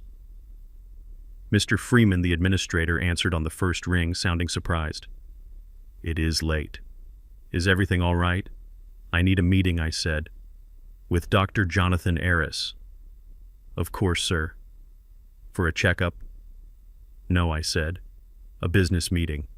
Tell him the chairman of the Freeman Group wants to discuss the future of his department funding. Tell him I want to meet him personally tomorrow morning at 11. 11. But his schedule is... Clear his schedule, I said. Or clear his desk. Yes, Mr. Freeman. I will handle it. I hung up. The next morning I didn't wear the coveralls. I didn't drive the truck. I had the hotel valet bring around the Rolls-Royce Phantom that I kept in storage for board meetings. It was black, sleek, and terrifyingly expensive. I dressed in a charcoal gray three-piece suit, a silk tie, and a watch that cost more than Dr. Aris made in a year. I looked in the mirror. The mechanic was gone. The billionaire was here. I arrived at St. Jude's at 10:55. The administrator was waiting at the curb, sweating. He escorted me through the private entrance, bypassing the waiting room where the regular people sat. We took the executive elevator to the neurology floor. Dr. Aris's office was plush. Leather chairs, mahogany bookshelves, diplomas on the wall. It smelled of antiseptic and greed. Aris was sitting behind his desk, looking important. He stood up when I walked in, a wide, ingratiating smile plastered on his face. Mr. Freeman, he said, extending a hand. What an honor. I had no idea the chairman took such a personal interest in our department. We are doing groundbreaking work here thanks to your generosity. I didn't shake his hand. I just sat down in the chair opposite him. I placed my cane between my knees and rested my hands on the silver lion's head handle. "Sit down, doctor," I said. Eris faltered, his smile slipping. He sat down slowly. "I am a busy man, Dr. Eris," I said, "so I will get straight to the point. I am reviewing my charitable contributions for the next fiscal year. I am looking at the integrity of the institutions I support." "Integrity is our core value," Eris said quickly. "We pride ourselves on the highest ethical standards." "Is that so?" I asked. I looked around the room. I picked up a paperweight from his desk. It was heavy crystal. "Tell me, doctor, how much does a diagnosis cost these days?" Eris blinked. "Excuse me?" "A diagnosis," I repeated. "Specifically a diagnosis of Alzheimer's or dementia. What is the going rate? Is it covered by insurance or is it a cash business?" "I heard 50,000 is the standard fee for an expedited service." Eris went pale. He licked his lips. "Mr. Freeman, I am not sure I understand the question. We diagnose patients based on rigorous medical protocols. We don't sell diagnoses." I pulled a small digital recorder from my pocket. It was the backup recording I had made from the laptop feed. I placed it on the desk and pressed play. Tiffany's voice filled the room sharp and clear. He said if the behavior is erratic enough, he can sign an emergency temporary conservatorship order without even seeing the patient immediately. 50,000, yes, we can get it. Eris stared at the recorder. His face turned a sickly shade of gray. Sweat beaded on his forehead. That is a private conversation," he stammered. I receive many calls from distressed families. I may have misspoken. I haven't signed anything. Not yet, I said. "You have an appointment at noon, don't you, with a Mr. and Mrs. Marcus Freeman?" Eris nodded, unable to speak. "They are coming to discuss a patient," I said. "An elderly man. A mechanic. A man they say is losing his mind. A man named Isaiah." Eris nodded again. "Yes, Isaiah Freeman. Is he a relative of yours?" I leaned forward. The leather of my chair creaked. "Doctor," I said softly, "I am Isaiah Freeman." The silence in the room was absolute. Eris looked at me. He looked at the suit. He looked at the watch. He looked at the cold, hard intelligence in my eyes. He tried to reconcile the image of the billionaire chairman sitting in front of him with the senile mechanic Tiffany had described on the phone. The realization hit him like a train. His mouth fell open. "You," he whispered. "You are the patient." "I am the patient," I said. "And I am the chairman. And I am the man who decides if this hospital gets its funding next year. And right now I am deciding if you keep your medical license." Eris stood up. His legs were shaking. "Mr. Freeman, please. You have to understand. I didn't know. They told me you were dangerous. They told me you were squandering the family money. I was trying to help. You were trying to help yourself to $50,000, I snapped. You were going to sign away a man's freedom without ever looking him in the eye. You were going to lock me in a cage so my daughter-in-law could buy a new purse." I stood up. I towered over him. "Here is what is going to happen, doctor. You are going to keep your appointment at noon. You are going to see my son and his wife. I can't," Eris stammered. "I can't see them now. I will cancel." "No," I said. "You will see them, and I will be sitting right here in this chair when they walk in. You want to confront them? I want to see their faces, doctor. I want to see the exact moment they realize that the game is rigged. I want to see them hand you the $50,000, and then I want you to explain to them in front of me why you cannot sign that paper." "But that is entrapment," Eris whined. "No, doctor," I said, buttoning my jacket. "That is a board meeting, and you are about to give the performance of your life. If you want to keep this office, if you want to keep practicing medicine in this state, you will do exactly as I say." I checked my watch. It was 11:30. "They will be here in 30 minutes, I said. "Sit down, doctor, and try to look professional. You look like you have seen a ghost." In a way, he had. He had seen the ghost of the man I used to be, rising up to judge the man he truly was. I sat back down and waited. I watched the clock on the wall tick. Every second brought them closer to the trap. Every second brought me closer to the end of my son's deception. The door handle turned at exactly noon. "Come in," Iris croaked, his voice trembling. The door opened. Tiffany walked in first, holding a designer bag that I knew contained the cash. Marcus followed, looking at the floor. "Dr. Eris," Tiffany said, putting on her best tragic heroine face. "Thank you so much for seeing us. We are just so worried about—" She stopped. She saw the man sitting in the visitor's chair. She saw the suit. She saw the profile. I turned my chair slowly to face them. "Hello, Tiffany," I said. "I hear you are looking for a doctor." I swapped the Italian suit for my grease-stained coveralls in the back seat of the Rolls-Royce parked 2 blocks away from the townhouse. It was a transformation I had done 1,000 times, but never with this much venom in my heart. I ruffled my gray hair until it looked unkempt. I let my shoulders slump. I practiced the vacant, confused stare of a man who has lost his grip on the world. When I walked up the steps to the San Francisco townhouse, I wasn't Isaiah Freeman, the billionaire chairman. I was just Zeke, the confused mechanic. The door opened before I could even knock. Tiffany stood there wearing a pastel cardigan and a strand of pearls, looking like the picture of domestic concern. It was a costume just like mine. Behind her stood Marcus, looking pale and sick, and Dr. Eris, who looked like he was about to vomit on the Persian rug. Dad Tiffany cooed, reaching out to take my hand. Her palms were sweating. "We were so worried about you. You wandered off yesterday. You missed your appointment. Come in.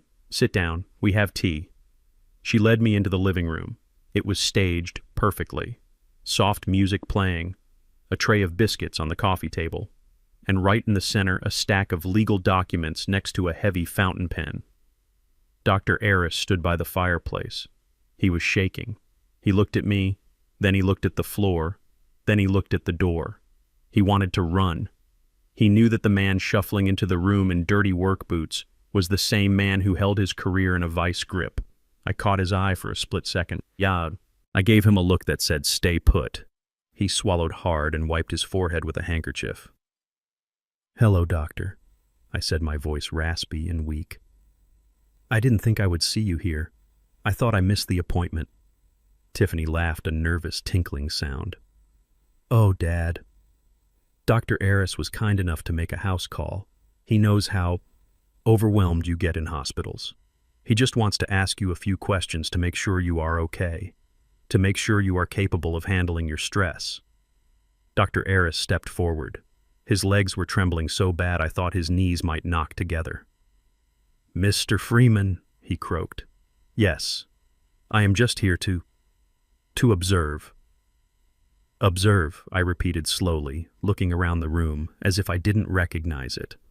"Observe what?" "Observe your well-being," Tiffany cut in quickly. She guided me to the armchair. "Sit down, Dad. Relax. Marcus, pour your father some tea."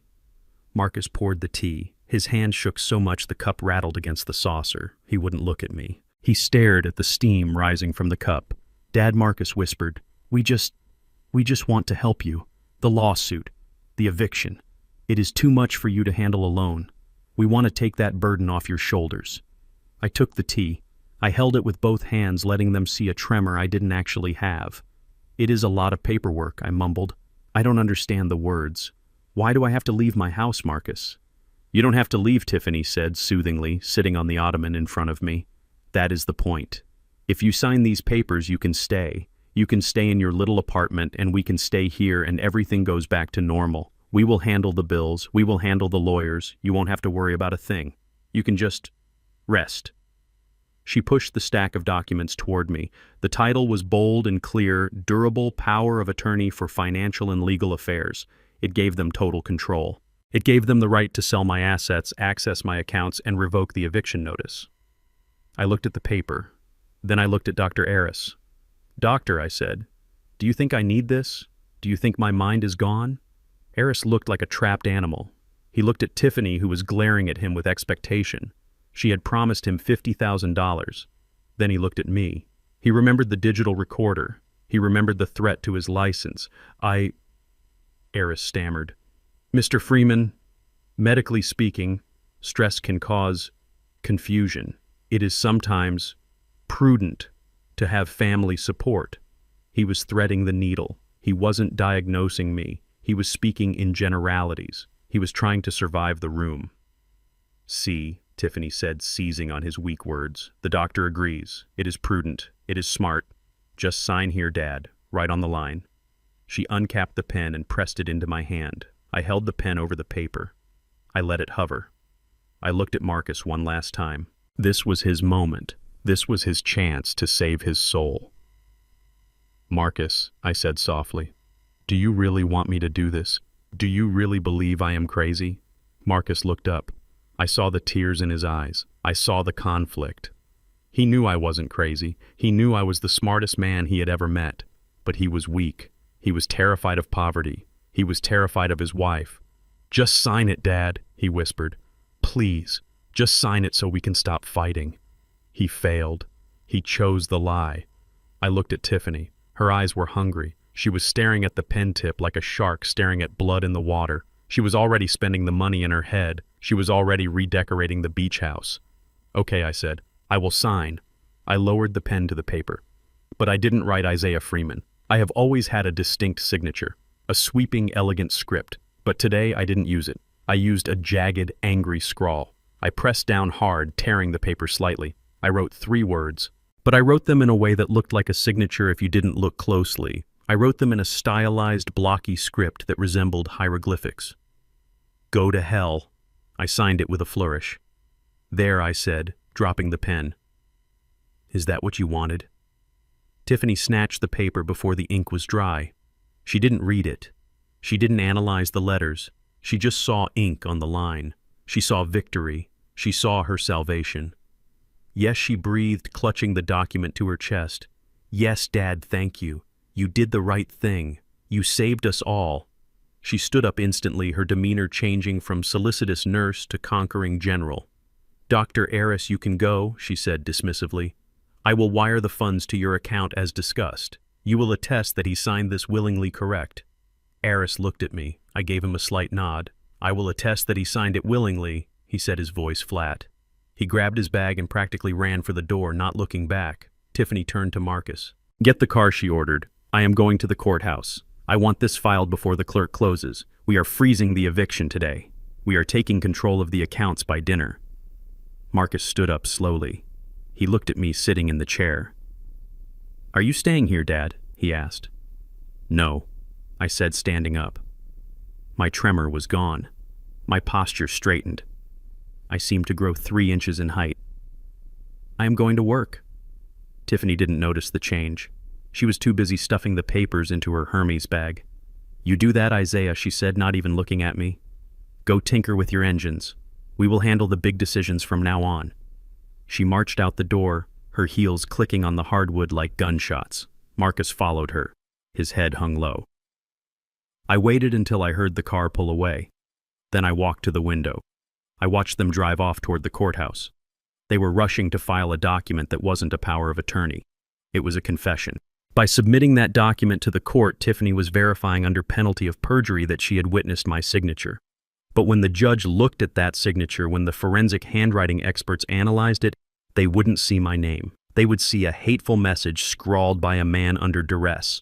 More importantly, I had been recording the entire time. The camera hidden in the smoke detector above the fireplace had captured everything. It captured her coercion. It captured Eris's fear. It captured Marcus's cowardice. And it captured me signing a fake name. She was driving to the courthouse to hand-deliver the evidence of her own fraud. She was going to stand before a clerk and swear that "Go to hell" was Isaiah Freeman. I laughed. It was a dark sound. I walked out of the townhouse. I left the door unlocked. It didn't matter anymore. The eviction notice was still valid. The power of attorney was void from the moment the pen touched the paper. I walked back to the Rolls-Royce. I changed back into my suit in the tinted privacy of the back seat. "Where to, sir?" my driver asked. "The Foundation Gala," I said. "I have a speech to give, and I believe I have some table arrangements to correct." As the car glided through the streets of San Francisco, I checked my watch. It was 4 o'clock. Tiffany would be filing the papers right about now. She would be popping champagne tonight, thinking she had won. She had no idea that tomorrow morning, when the clerk actually processed the filing, she would be flagged for fraud. She had no idea that by trying to steal my authority, she had just handed me the hammer to crush her. I leaned back and closed my eyes. The mechanic was done for the day. The chairman was ready for his close-up. The crystal chandeliers of the Fairmont Hotel ballroom cast a golden glow over the cream of San Francisco society. But from where I stood on the mezzanine level, the light looked more like the cold glare of an interrogation room. I adjusted my cufflinks. They were solid platinum, inlaid with mother-of-pearl, a gift from Ruth for our 40th anniversary. She had told me that a man who builds an empire should at least own one pair of cufflinks that didn't come from a department store. Tonight, I was wearing them for her. I watched them enter from my vantage point high above the crowd. Tiffany walked in first, wearing a scarlet dress that was cut too low and cost too much. She moved with the predatory grace of a shark entering a seal colony. Her eyes weren't looking at the beauty of the room or the flowers. They were scanning for prey. She was looking for investors. She was looking for the next host to attach herself to now that she believed she had secured my assets. Behind her trailed Marcus. He looked like a man walking to the gallows. His tuxedo was ill-fitting, the shoulders slumped. He held a glass of champagne with both hands as if it were the only thing anchoring him to the earth. He knew something was wrong. He had felt the shift in the air when I walked out of the townhouse, but Tiffany was too blinded by her own greed to see the cliff edge. She thought she had won. She had filed the power of attorney paperwork that afternoon. In her mind, she was now the guardian of the Freeman estate. She believed she had neutralized the threat. She believed I was back in my motel room crying over my lost authority. She was here to network for her failing fashion line, looking for a venture capitalist to pour money into a sinkhole. I checked my watch. It was a Patek Philippe, another quiet luxury I kept hidden in a safe deposit box. It was 7:55. The program was scheduled to start at 8. "Had I?" Isaiah asked, a deep voice beside me. I turned. Mayor Jonathan Hayes stood there holding 2 glasses of sparkling water. He had been my friend for 20 years, ever since I used my fleet of trucks to move emergency supplies during the earthquake when the city contracts failed. He knew who I was. He knew where the bodies were buried because we had held the shovels together. "I am ready, Jonathan," I said, taking the water. "Let us go downstairs." We walked down the grand staircase. I wasn't wearing my coveralls tonight. I was wearing a bespoke tuxedo cut from midnight blue wool by a tailor on Savile Row. I had shaved. I stood tall, my posture reflecting the steel in my spine rather than the years in my joints. As we descended, the conversation in the room didn't stop, but it shifted. Heads turned. People recognized the mayor. They smiled and waved. And then their eyes slid to the man walking beside him. The tall, imposing black man with the silver beard and the eyes of a hawk. They didn't recognize the mechanic. They saw power. They just didn't know whose power it was yet.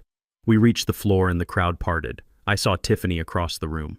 She was cornering a tech investor. I knew a man named Anderson who looked like he was trying to figure out how to chew off his own arm to escape her sales pitch. Then she saw me. Her reaction was visceral. She dropped her hors d'oeuvre. Her eyes went wide, not with recognition of my status, but with horror at my presence. In her mind, I was a stain. I was the dirty secret she had locked in the attic, and now I had escaped to ruin her night of glory. She excused herself from Anderson and marched toward me. She didn't see the mayor standing on my left. She had tunnel vision. She only saw the father-in-law she despised. She intercepted me near the ice sculpture. Her face was a mask of furious whispers. "What the hell are you doing here?" she hissed, grabbing my sleeve. Her nails dug into the fine wool. "How did you get in? Did you follow us?" I looked down at her hand on my arm. I looked at her with the detached curiosity of a scientist observing a bacteria under a microscope. "Hello, Tiffany," I said calmly. "You look expensive tonight."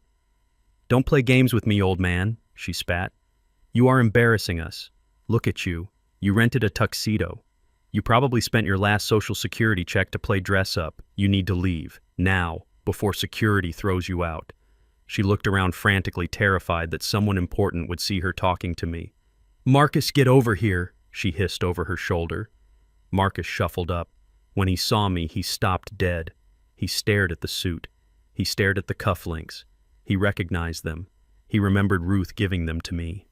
A flicker of fear passed through his eyes. "Dad," he whispered. You look good." "Shut up," Marcus Tiffany snapped. "He looks like a waiter who got lost. Listen to me, Isaiah. This is a $5,000 a plate gala. This is for the elite of San Francisco. It is not a soup kitchen. You don't belong here. I belong where I choose to be. Tiffany, I said. No, you don't. She laughed, a cruel, brittle sound. You belong in a nursing home. And thanks to the papers you signed today, that is exactly where you are going. But for tonight, I will settle for the parking lot. She waved at a passing security guard. He was a large man with an earpiece. Excuse me, she said, her voice pitching up into her damsel in distress register. Officer, this man is bothering us. He is a former employee of ours. He is confused. I think he has dementia. He wandered in off the street. Could you please escort him out? He is making the guests uncomfortable. The guard stopped. He looked at Tiffany. Then he looked at me. Then he looked at the mayor standing next to me. The guard's face went pale. He recognized the mayor, obviously. But he also recognized me. I was the man who signed the check for the security firm's holiday bonus last year. Ma'am, the guard said, his voice tight, I don't think there is a problem here. Do your job, Tiffany screeched. I am a donor. I bought a table. This man is a nobody. He is a mechanic. He smells like oil. Get him out of my sight or I will have your badge. Marcus pulled at her arm. Tiffany, stop. Look at who he is with. I don't care who he is standing next to, she yelled, shaking him off. He is a parasite. The room had gone quiet. The band had stopped playing. All eyes were on us. This was the nightmare she had feared, the public scene, but she was too angry to realize she was the one causing it. She thought she was establishing dominance. She thought she was cleaning up the trash. I gently removed her hand from my sleeve. I brushed the fabric where she had touched me, as if wiping away dust. You are right, Tiffany, I said, my voice carrying in the silence. I was a mechanic, and I am proud of it. But tonight I am not here to fix your car. Then why are you here, she sneered, to beg for money, to ask for a loan? The lights in the ballroom dimmed suddenly. A spotlight hit the main stage. The master of ceremonies. A famous news anchor stepped up to the microphone. Ladies and gentlemen, the voice boomed over the speakers, if everyone could please take their seats. We have a very special announcement to begin our evening. Tiffany smirked. See? She whispered. The show is starting. Get out, Isaiah. Go wait in the truck. She turned to walk away, pulling Marcus with her, expecting me to slink into the shadows. But the MC continued speaking. Tonight is a record-breaking night for the Foundation. We have received the single largest donation in our 50-year history, a donation that will fully fund the new Center for Elderly Legal Defense and Protection Against Financial Abuse. Tiffany stopped. She froze. The words, financial abuse, hung in the air like smoke. This donation comes from a man who has built the infrastructure of this city from the ground up, the MC said. A man who has shunned the spotlight for decades, preferring to let his work speak for itself. A man who reminds us that dignity is not a matter of what you wear, but of what you give. The spotlight began to move across the room. It swept over the crowd searching.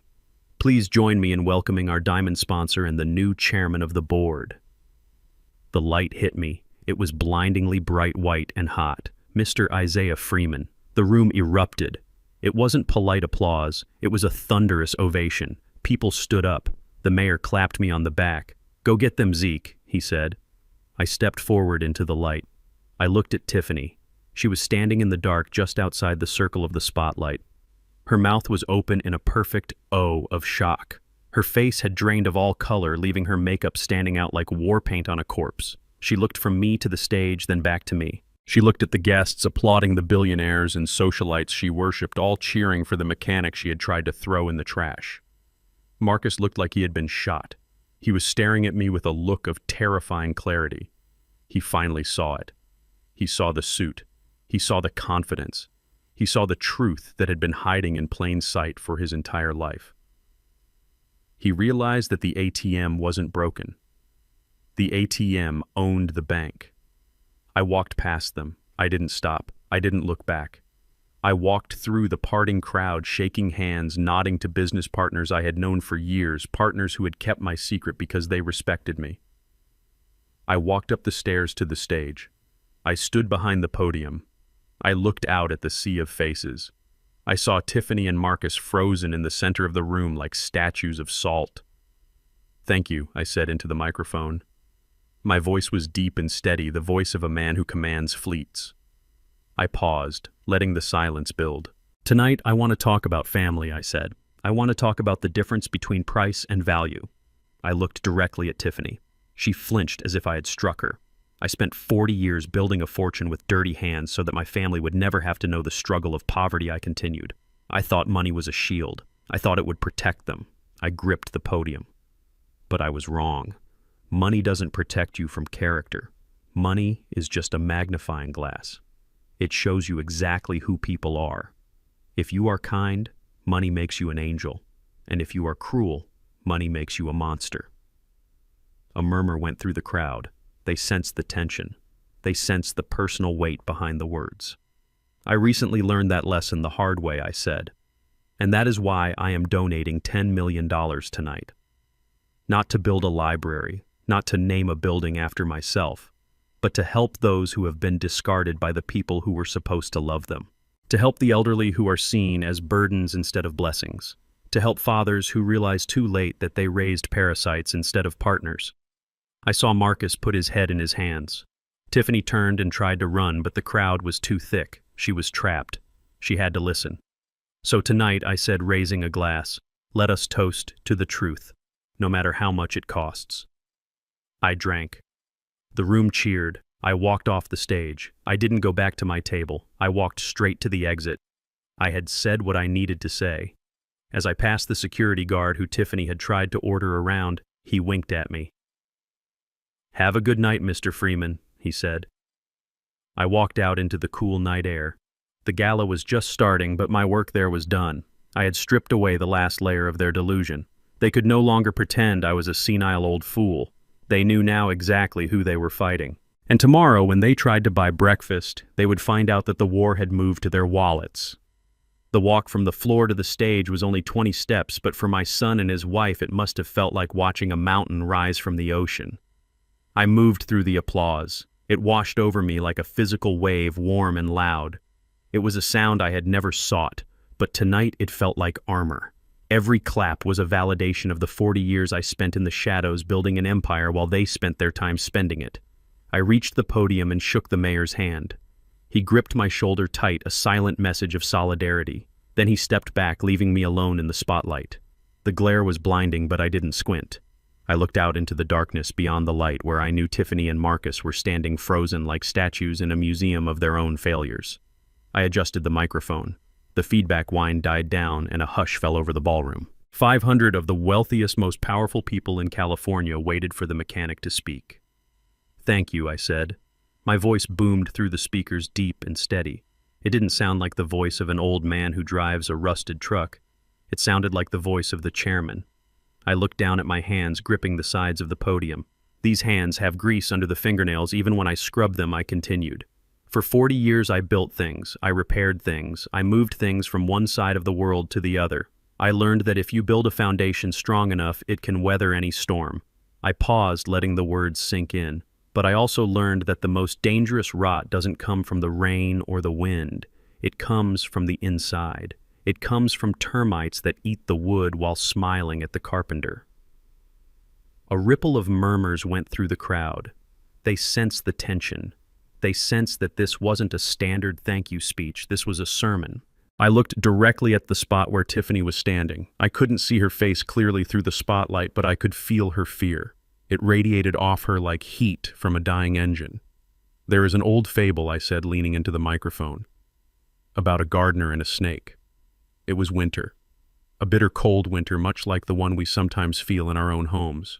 The gardener was walking his land when he found a snake frozen in the snow. It was stiff, dying. It couldn't move. It couldn't hunt. It was helpless. The room was deadly silent now. Even the waiters had stopped moving. The gardener was a kind man. He didn't see a predator. He saw a creature in need. He saw something that needed saving. So against his better judgment, he picked up the snake. He put it inside his coat, right against his chest to give it warmth. He carried it into his home. He fed it. He nurtured it. He gave it the run of his house, believing that his kindness would change its nature." I took a breath. I saw Marcus shift his weight in the shadows. He knew this story. I had told it to him when he was a boy, warning him about the friends he chose. He had forgotten it. But you see, I said, my voice dropping to a dangerous whisper, "You cannot change what is in the blood."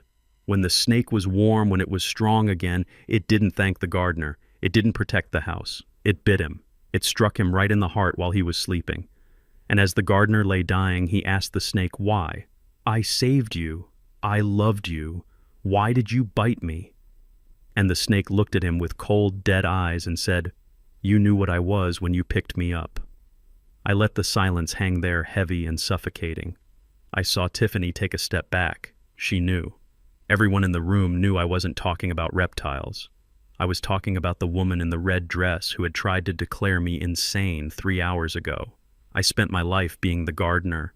I said, my voice rising again, filling the room with power. I thought money was warmth. I thought if I gave enough, if I protected enough, I could change the nature of the people around me. I was wrong. Some people are just snakes, and they will bite the hand that feeds them, not because they are hungry, but because it is their nature to destroy. I reached into my inner jacket pocket. I pulled out a check.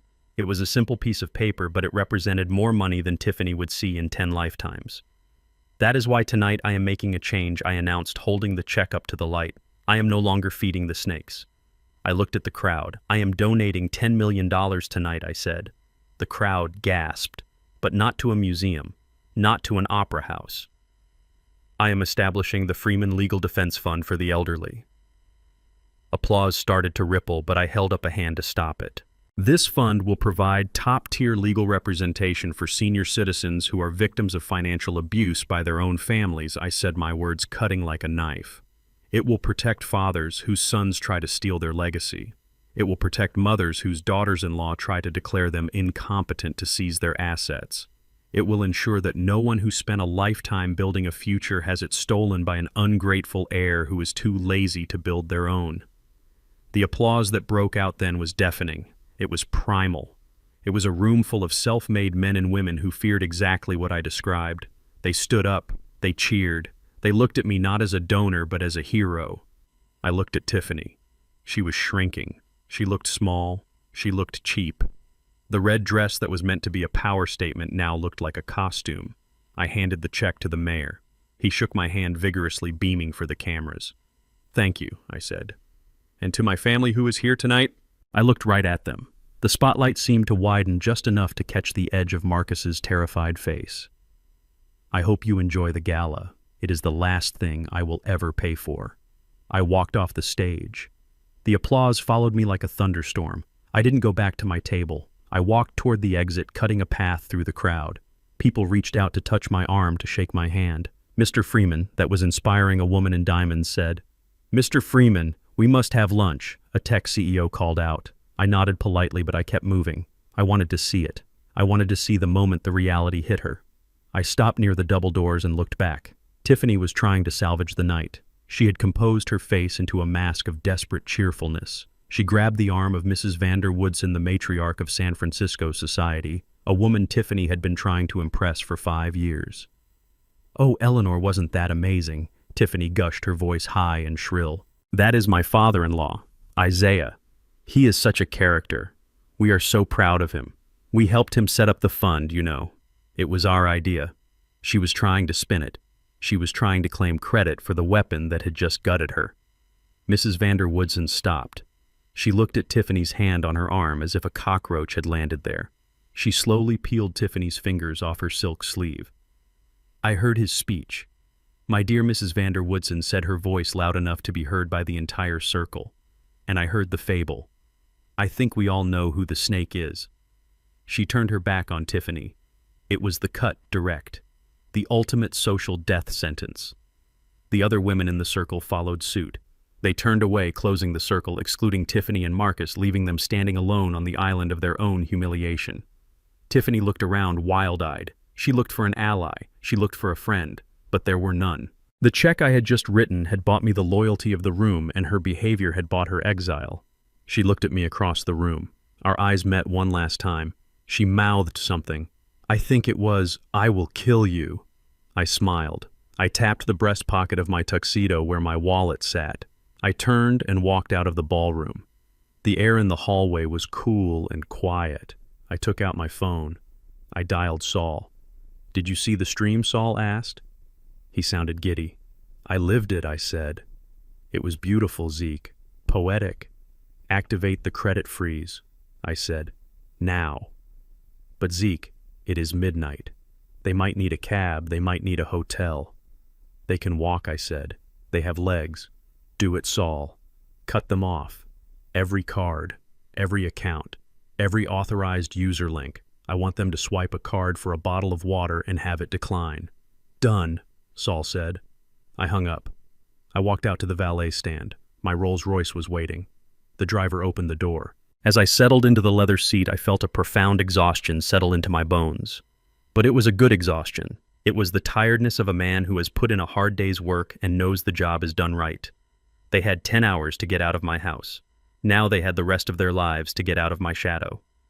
The sun rose over San Francisco with a deceptive calm painting the bay in hues of orange and violet. But inside my suite at the Four Seasons, the atmosphere was cold and clinical. I sat at the desk with a single sheet of paper in front of me. It was a list of 16 credit card numbers, 4 bank accounts, and 2 lines of credit. To anyone else, it was just a spreadsheet of digits. To my son Marcus and his wife Tiffany, it was their oxygen supply, and I was about to pinch the tube. For 10 years, I had played the role of the silent benefactor. It started small. Marcus had graduated college and landed his first job, but he wanted to look the part of the high-powered executive before he had earned the paycheck. He maxed out his first American Express in 3 months, buying suits he didn't need and dinners he couldn't afford. I remembered the call. He was panicked, terrified of ruining his credit score. I told him I would handle it. I set up an auto-pay link from my private trust to his card.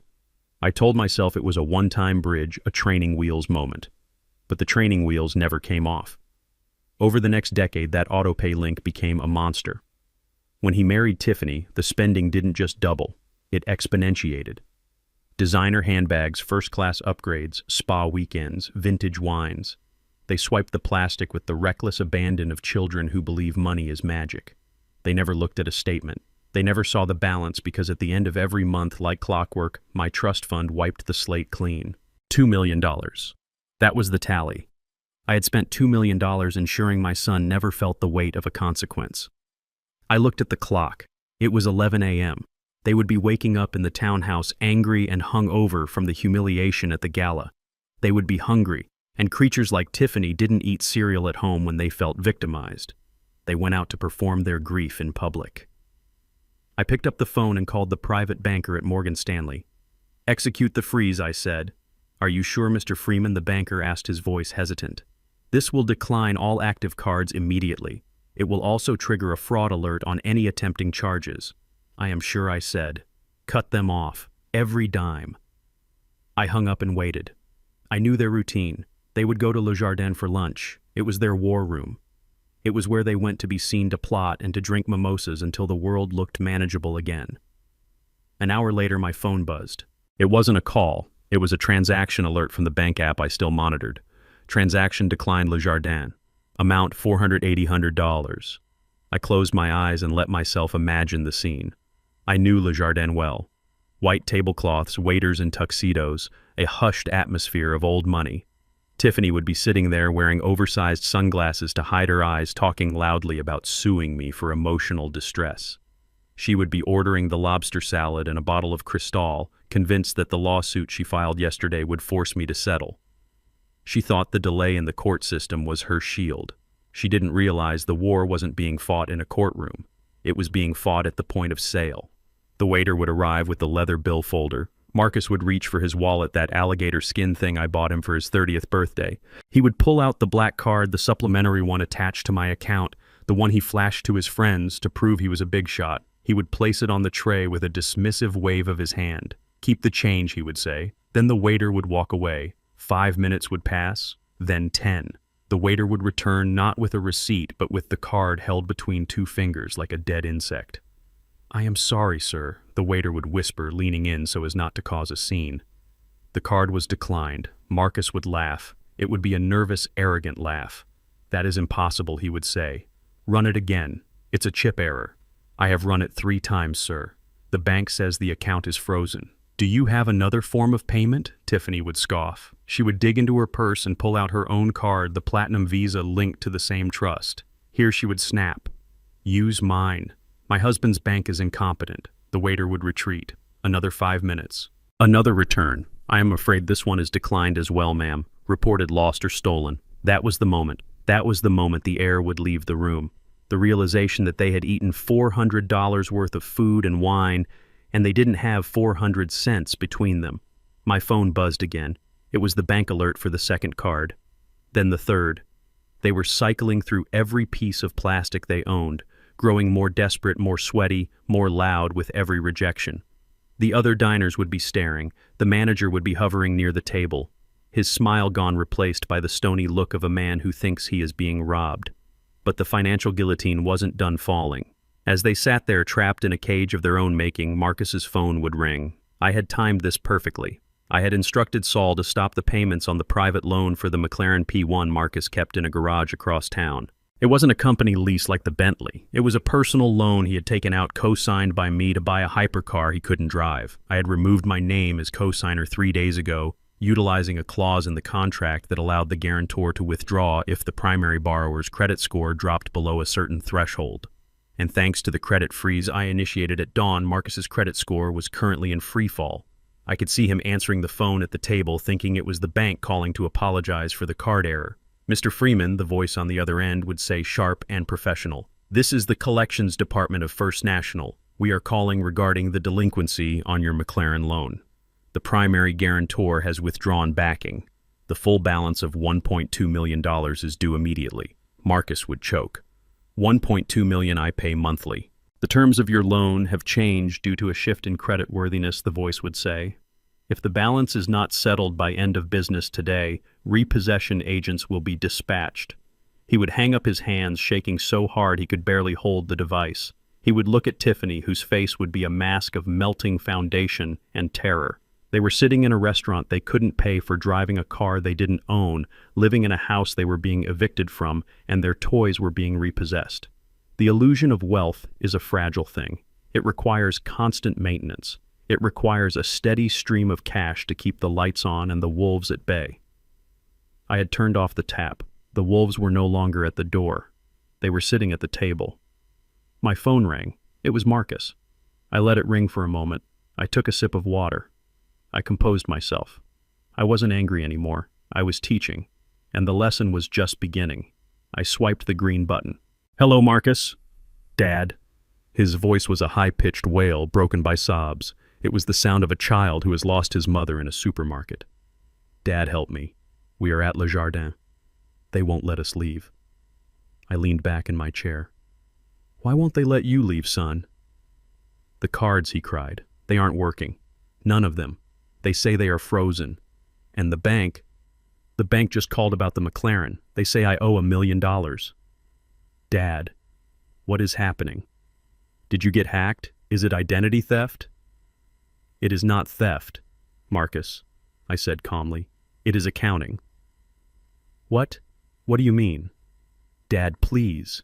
The manager is threatening to call the police. He says it is theft of services. They are going to arrest us. I can't go to jail." Tiffany is screaming. She is throwing up in the bathroom. "Fix it. Please just transfer the money. I will pay you back, I swear." "You will pay me back?" I asked. "With what, Marcus? With the job you don't do, with the investments you don't have. You have spent $2 million of my money in 10 years, son. You haven't paid back a cent." I didn't know he blubbered. I didn't know it was that much. I thought we were partners. "We were never partners," I said. "Partners contribute. Partners share the load. You were a dependent. And as of this morning, you have been emancipated." "Dad, stop, please," he begged. "This isn't a lesson. This is torture. I am your son. You can't let me go to jail over a lunch bill." I looked out the window. I saw a young man on the street below, wearing a delivery uniform, eating a sandwich on a bench. He looked tired. He looked like his feet hurt. But he was eating food he paid for. He had dignity. Marcus had a $5,000 suit and a stomach full of lobster, but he had no dignity. He was a 35-year-old infant screaming for a bottle. I reached into my pocket and pulled out my own wallet. It was thin. It held one credit card and a picture of Ruth. "Marcus, listen to me," I said, my voice hard as granite. "Yes, Dad. Yes. Are you sending it?" "I am sending you nothing," I said. Silence on the line. The background noise of the restaurant seemed to swell. Clinking glasses, murmured conversations, the sound of a world that kept turning even when yours stopped. "But the bill." Marcus whispered. I suggest you wash dishes, I said. Or maybe Tiffany can leave her diamond earrings as collateral. They are fake, by the way. I swapped them out 3 years ago when I caught her trying to steal your mother's pearls. But the cubic zirconia is high quality. It might cover the appetizers. Dad. Goodbye, Marcus. Wait, he screamed. Dad, you can't leave me here. Who pays for lunch? Who pays? I held the phone away from my ear, looking at it with a mixture of pity and disgust. I brought it back to my lips for one final sentence. A 35-year-old man must pay for his own lunch. I hung up. I didn't block the number this time. I wanted him to call back. I wanted him to realize that the silence on my end wasn't a technical error. It was a choice. I imagined the scene at the restaurant, the manager calling the police, the officers arriving, perhaps the same ones who had escorted them out of the beach house, the realization that there was no one coming to save them. For the first time in his life, Marcus was going to have to solve a problem without a checkbook. It would be the hardest afternoon of his life. But if he survived it, if he walked out of there without my help, he might just take the first step toward becoming a man I could look at without shame. I turned back to my spreadsheet. The credit cards were done. The loans were called. The next tab on the screen was labeled the Trust Fund, and specifically the subfolder marked Education. My grandson, Leo. Tiffany thought she could use the boy as a shield. She thought she could ban me from seeing him and still cash the checks I wrote for his future. She was about to find out that my love for Leo was the only thing stronger than my anger at her, and I was going to protect that boy from his parents even if I had to bankrupt them to do it. I clicked the mouse. Open file. The lunch was the appetizer. The main course was about to be served. The phone rang again at 4 in the afternoon. The screen didn't say son, it said Tiffany. I stared at it. The silence in the penthouse was absolute, broken only by the rhythmic thrum of the air conditioning. I knew why she was calling. The credit cards were dead. The cars were gone. The house was lost. She was running out of ammunition, but like any good soldier in a dirty war, she had saved her nuclear option for last. I picked up the phone. Hello, Tiffany. There was no screaming this time, no hysterics. Her voice was cold, flat, and terrifyingly calm. It was the voice of a woman who had nothing left to lose and was ready to burn the world down to warm her hands. You think you are smart, Isaiah, she said. You think because you have the checkbook, you have the power. You think you can starve us into submission. I am not starving you, Tiffany, I said, leaning back in my leather chair. I am teaching you to hunt. There is a difference. Spare me the Aesop fables, she snapped. You took the house. You took the cars. You humiliated us in front of the entire city. You want to play God, fine, but gods require sacrifices, and I have the only thing you actually care about. My stomach dropped. I knew what was coming.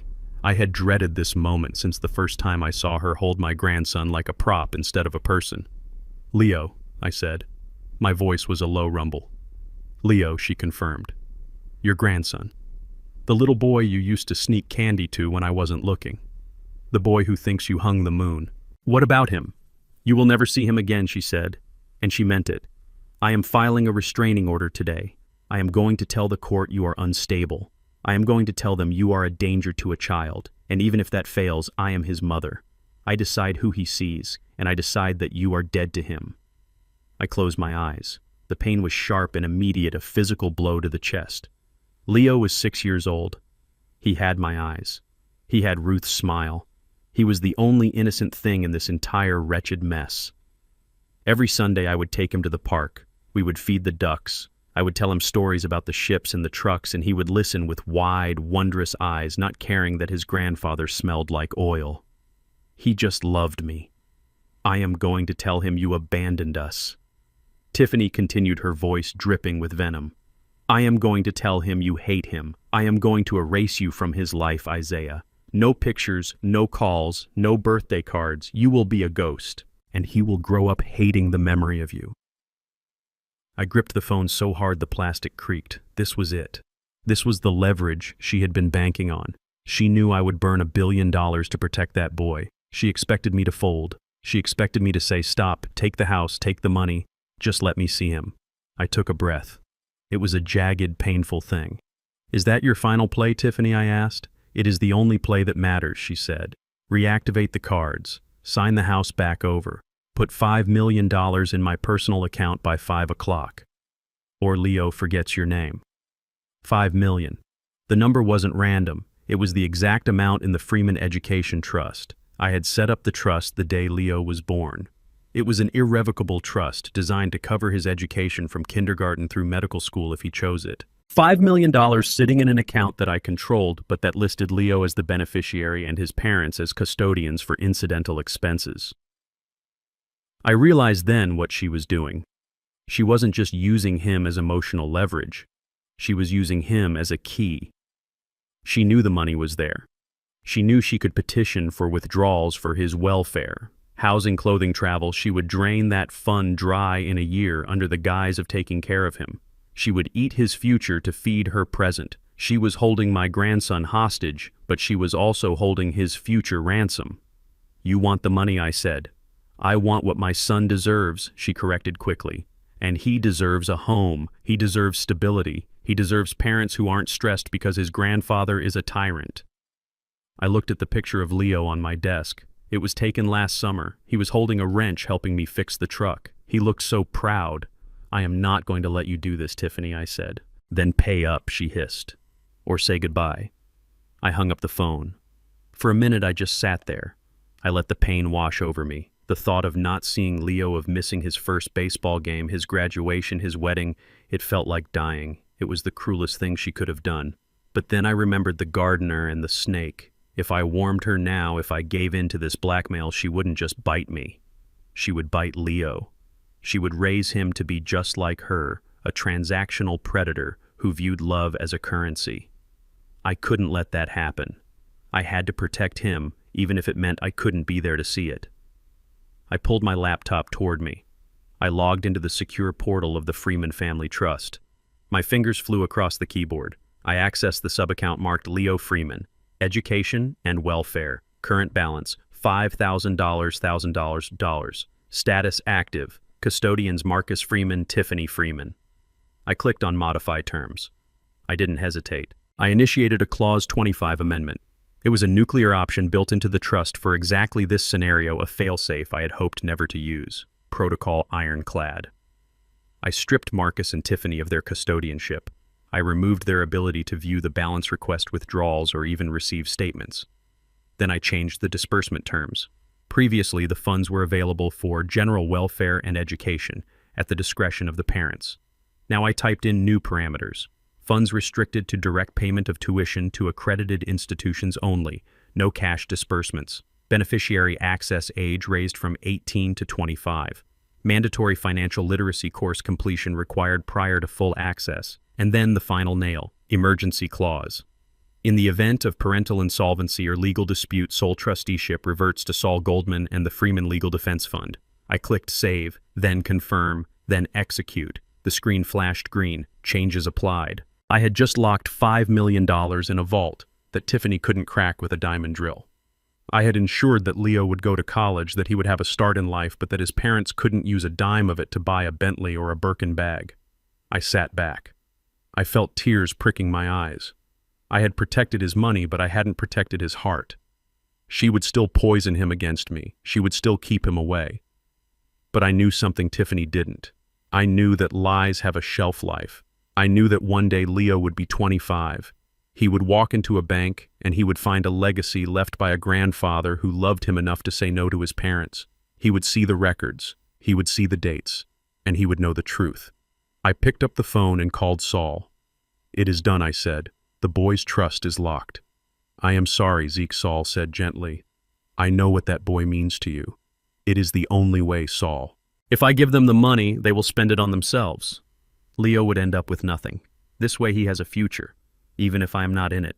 You are playing the long game, Saul said. It is a lonely game. It is the only game that matters, I said. I hung up. I waited. It took 15 minutes. My phone rang. It was Tiffany again. I answered. You bastard, she screamed. It was a sound of pure, unadulterated rage. It was the sound of a thief finding the safe empty. Hello, Tiffany. I am at the bank, she shrieked. I tried to withdraw for rent, for Leo's rent, and they told me I don't have access. They told me the trust structure has changed. That is correct, I said calmly. That is his money, she yelled. "You stole his money." "No," I said. "I secured his money. It is all there, Tiffany. Every cent. $5 million. Waiting for him. Give me access. We have no cash. We have no food."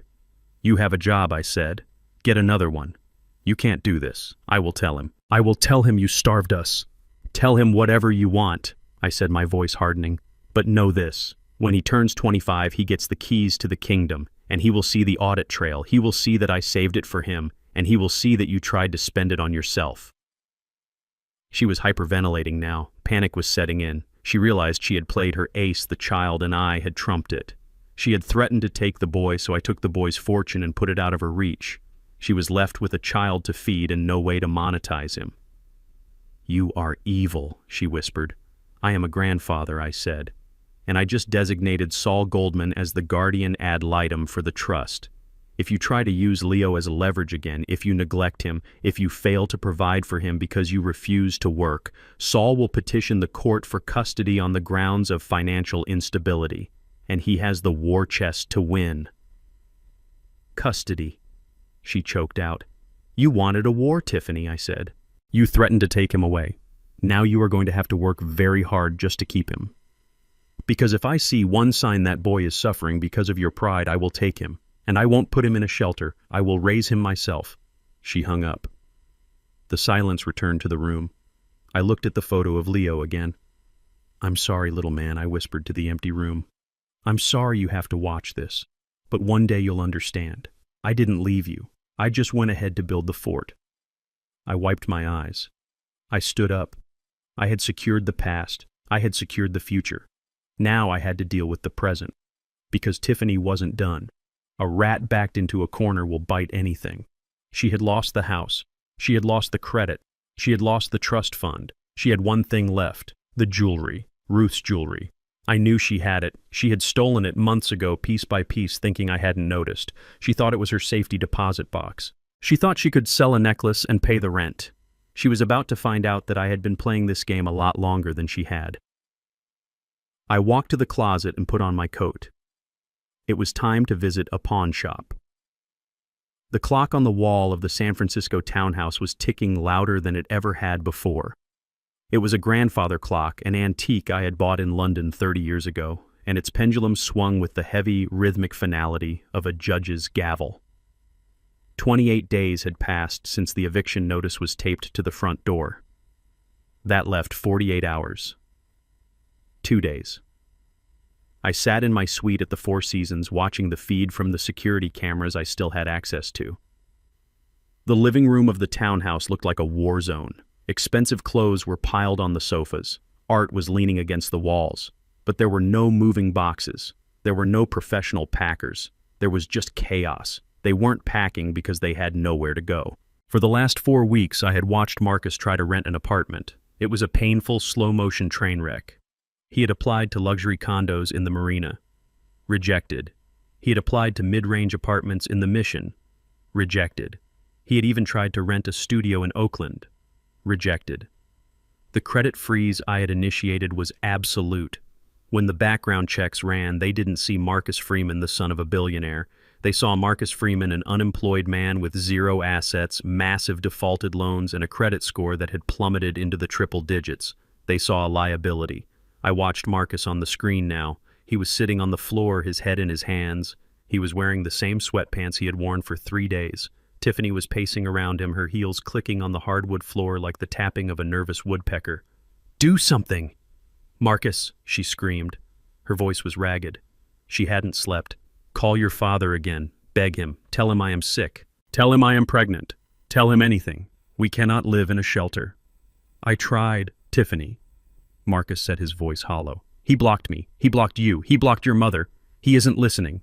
"Then find us a house," she shrieked. "I can't," Marcus yelled back, finally snapping. "No one will rent to us. My credit is destroyed. Your credit is destroyed. We have no income verification. We have an eviction on our public record now. We are toxic, Tiffany. We are radioactive." Tiffany stopped pacing. She looked at the walls. She looked at the furniture she couldn't take with her because she couldn't afford a storage unit. Then her eyes drifted up the stairs, toward the master bedroom, toward the walk-in closet. I knew exactly what she was thinking. I had been waiting for this thought to cross her mind for 5 years. There was a safe in the master bedroom closet. It wasn't a modern digital safe. It was an old heavy steel box that belonged to my wife Ruth. Inside that safe was the only thing of value left in the house that wasn't nailed down: Ruth's jewelry collection. It wasn't just jewelry, it was a timeline of our life. The sapphire pendant I bought her when we signed our first 7-figure contract, the diamond tennis bracelet from our 25th anniversary, the heavy gold necklace she wore to church every Sunday. It was worth, on paper, about $400,000. To me, it was priceless. Tiffany knew the combination. I had given it to Marcus years ago in case of emergencies, back when I still trusted him to know the difference between an emergency and a shopping spree. Tiffany had undoubtedly memorized it. I watched her face on the screen. A cold, calculating calm settled over her features. It was the look of a rat that has found a hole in the baseboard. "I am going out," she said abruptly. "Where?" Marcus asked. "To fix this," she said. "Since you can't." She grabbed her purse and ran up the stairs. I switched the camera feed to the bedroom. I watched her kneel before the safe. Her hands were shaking, but she didn't hesitate.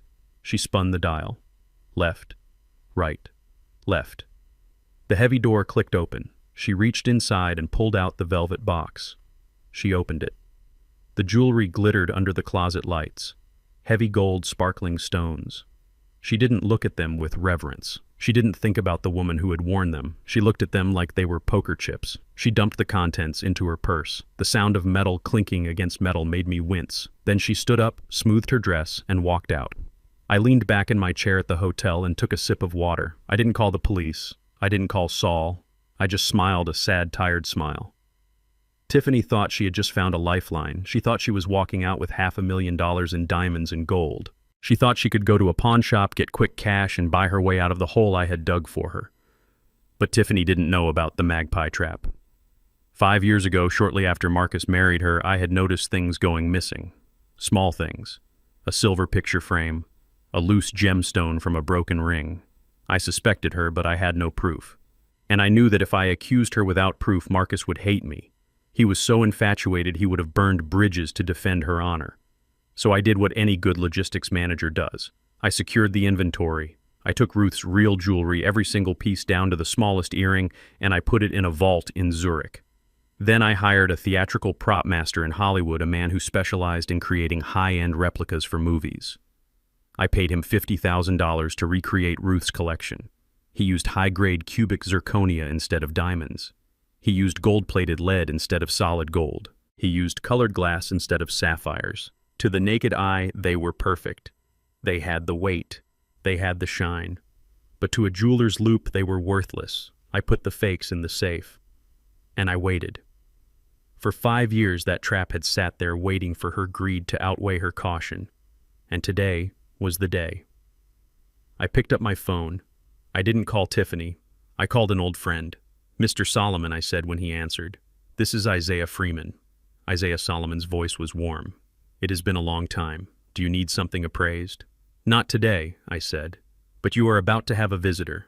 A young woman, blonde, desperate. She is going to try to sell you a vintage sapphire pendant and a diamond tennis bracelet." "Ah," Solomon said. "Stolen." "Let's just say they are unauthorized withdrawals," I said. "But Solomon, you should know something before she walks in. They are fakes. Fakes. You, Isaiah, you never bought a fake thing in your life." "I did once," I said.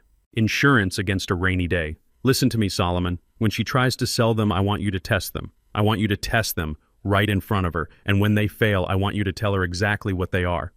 And then I want you to press the silent alarm." There was a pause on the line. "You want me to call the cops on her? She is trying to sell counterfeit goods as authentic for hundreds of thousands of dollars," I said. "That is attempted grand larceny by fraud. It is a felony. You are a hard man, Isaiah. She stole from a dead woman, Solomon. She stole from my wife. Do it. I will do it." I hung up. I switched the camera feed back to the living room. Marcus was still sitting on the floor, staring at nothing. He had no idea his wife was currently walking into a buzzsaw. I imagined the scene at Solomon's Precious Metals and Stones. It was the most reputable buyer in the city. Tiffany would go there because she wanted top dollar. She would walk in trying to look like a wealthy heiress in distress. She would place the velvet bag on the counter. Solomon would put on his loupe. He would take the sapphire pendant. He would look at it. He would frown. "Ma'am," he would say, "I don't know where you got this, but this is glass." Tiffany would scream. She would deny it. She would say he was trying to cheat her. She would demand he check the diamonds. He would take out the diamond tester. He would touch the probe to the stone. It wouldn't beep. It wouldn't light up. "Paste," he would say. "High-quality paste, but paste." That would be the moment her world truly ended. Not when she lost the house, not when she lost the car, but when she realized that the treasure she had banked on the safety net she thought she had stolen was just another illusion. She would realize that I had been 5 steps ahead of her before she even met me, and then she would hear the sirens. I waited. An hour passed, then 2. The sun began to set over the city, casting long shadows across the room. The deadline was approaching.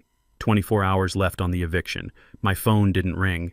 Tiffany didn't call to scream at me. That meant she was in custody, or she was running. I looked at the monitor. The front door of the townhouse opened. Tiffany stumbled in. She looked like she had been in a street fight. Her hair was wild. Her makeup was gone, sweat and tears streaking her face. She didn't have her purse. She didn't have the jewelry. She had run.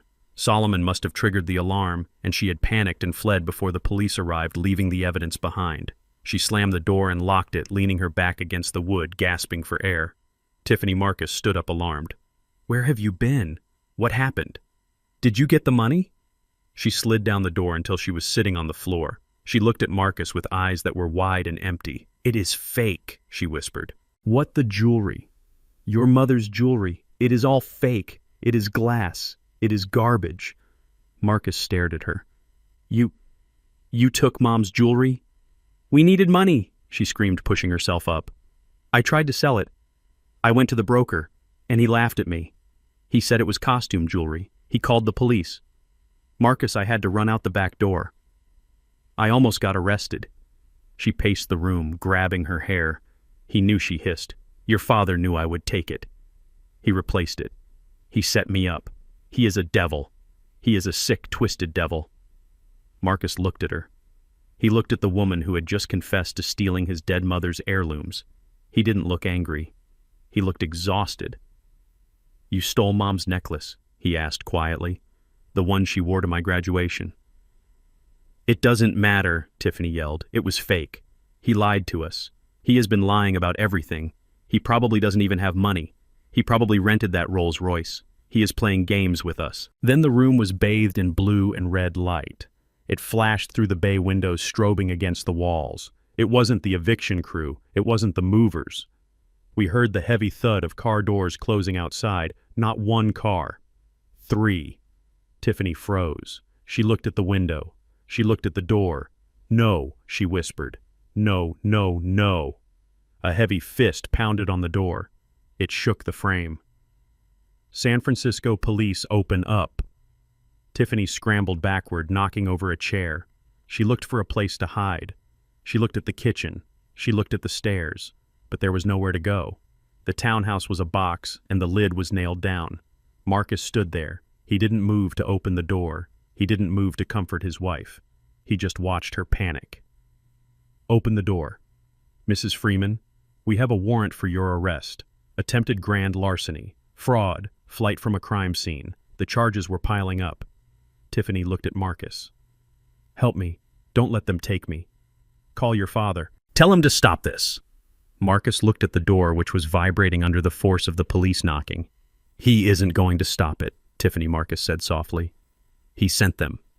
The door burst open. It wasn't locked well enough to stop a battering ram. 3 officers surged into the hallway, guns drawn, shouting commands. "Hands! Show me your hands!" I watched on the monitor as Tiffany dropped to her knees, sobbing, putting her hands in the air. I watched as they cuffed her. I watched as they read her rights. I watched my son stand in the corner watching his wife be dragged away. He didn't say a word. He didn't try to stop them. He just watched. And for the first time I saw something in his eyes that hadn't been there in years.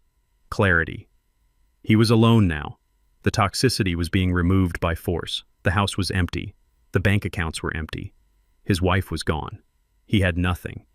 Which meant he was finally ready to start having something real. I closed the laptop. I stood up and walked to the window. The police cars were pulling away, lights fading into the distance. The house was quiet. Tomorrow the eviction notice expired. Tomorrow Marcus would have to leave that house. He would have to walk out with whatever he could carry on his back. And I would be watching, waiting to see which direction he walked. If he walked toward the jail to bail her out, he was lost. But if he walked toward work, maybe, just maybe, there was hope. The fluorescent lights of the San Francisco County Jail holding cell have a way of stripping the glamour off anyone, even a woman who spent $5,000 a month on skincare. I wasn't there to see it, but Saul was. He was standing in the observation room with the district attorney, a man named Harrison, who owed me a favor from a Port Authority negotiation back in '95. Harrison called me from the station. He put the phone on speaker so I could hear the interrogation. Mrs. Freeman. The detective's voice was weary. We have the testimony from the jeweler. We have the fake gems in your purse. That is attempted grand larceny, but that is actually the least of your problems right now. I heard Tiffany sniffling. It was a wet, pathetic sound. I didn't do it, she whined. It was a mistake. I thought they were real. My father-in-law gave them to me. He is setting me up. The detective slammed a file onto the metal table. The sound echoed through the phone line. Stop lying, Mrs. Freeman. We aren't talking about the jewelry anymore. We are talking about the checks. Checks. Tiffany's voice trembled. When we processed your belongings, we found a checkbook in the lining of your purse. A checkbook belonging to Isaiah Freeman. Account number ending in 458. An account that was closed in 2010. I closed my eyes in the penthouse. I remembered that checkbook. It had gone missing years ago from a box in the attic. I thought I had misplaced it. I didn't realize she had been hoarding it like a squirrel waiting for a rainy day to forge my name. You wrote 3 checks, the detective continued. One to yourself for $50,000, one to a Mr. Paul Hayes for another $50,000, and one to cash. You practiced the signature on the back of a receipt we also found. It is a clumsy forgery, ma'am. Forensic handwriting analysis confirmed it in 10 minutes. That is bank fraud. That is identity theft. That is a federal offense. I didn't do it, she screamed. Marcus gave me those. Marcus told me to write them. I gripped the phone. She was doing it again. She was throwing my son in front of the bus to save her own skin. She was willing to send her husband to prison to avoid a night in a cell. The detective didn't buy it. We spoke to your husband, Mrs. Freeman. He didn't even know you had the checkbook. He was vomiting in the lobby when we showed it to him. You are in this alone. Harrison picked up the phone. Zeke, he said quietly. We are holding her on a $100,000 bail. Flight risk. The charges are sticking. Keep her there, I said. I can't deny bail, Zeke. It is the law. If someone posts it, she walks until the arraignment. I hung up. I knew who was going to post it.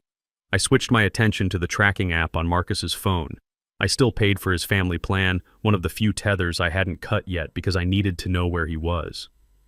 The dot was moving. It was moving away from the police station and toward the only bank in the city where Marcus had a secret account. I knew about the account. It was his escape fund. He had started it 3 years ago, skimming a little off the top of the money I gave him, hiding it from Tiffany. It had about $10,000 in it, not enough for bail. He was going to a bail bondsman. I watched the dot stop at a seedy strip mall in the Tenderloin. He was going to leverage the last thing he had, his 401k, the small retirement fund he had started at his first job before he stopped working. It was the only asset I hadn't frozen because it was legally his, untouchable by me. He was cashing out his future to save the woman who had just tried to frame him. It took 4 hours. At 2 a.m, the dot moved back to the jail. Then it moved to the townhouse. I switched to the camera feed in the townhouse living room. The house was dark, lit only by the street lamps outside filtering through the sheer curtains. The door opened. Marcus walked in first. He looked like a ghost. His skin was gray. His eyes were hollow. He had aged 10 years in 10 hours. Tiffany followed him. She wasn't crying anymore. She was angry. She marched into the room and threw her purse onto the sofa. You took too long, she snapped. Do you know what it smells like in there? Do you know what they made me do? They fingerprinted me like a criminal. You are a criminal, Tiffany Marcus said. His voice was a whisper, barely audible. Excuse me. She spun around, eyes blazing. I did this for us. I was trying to get money for us.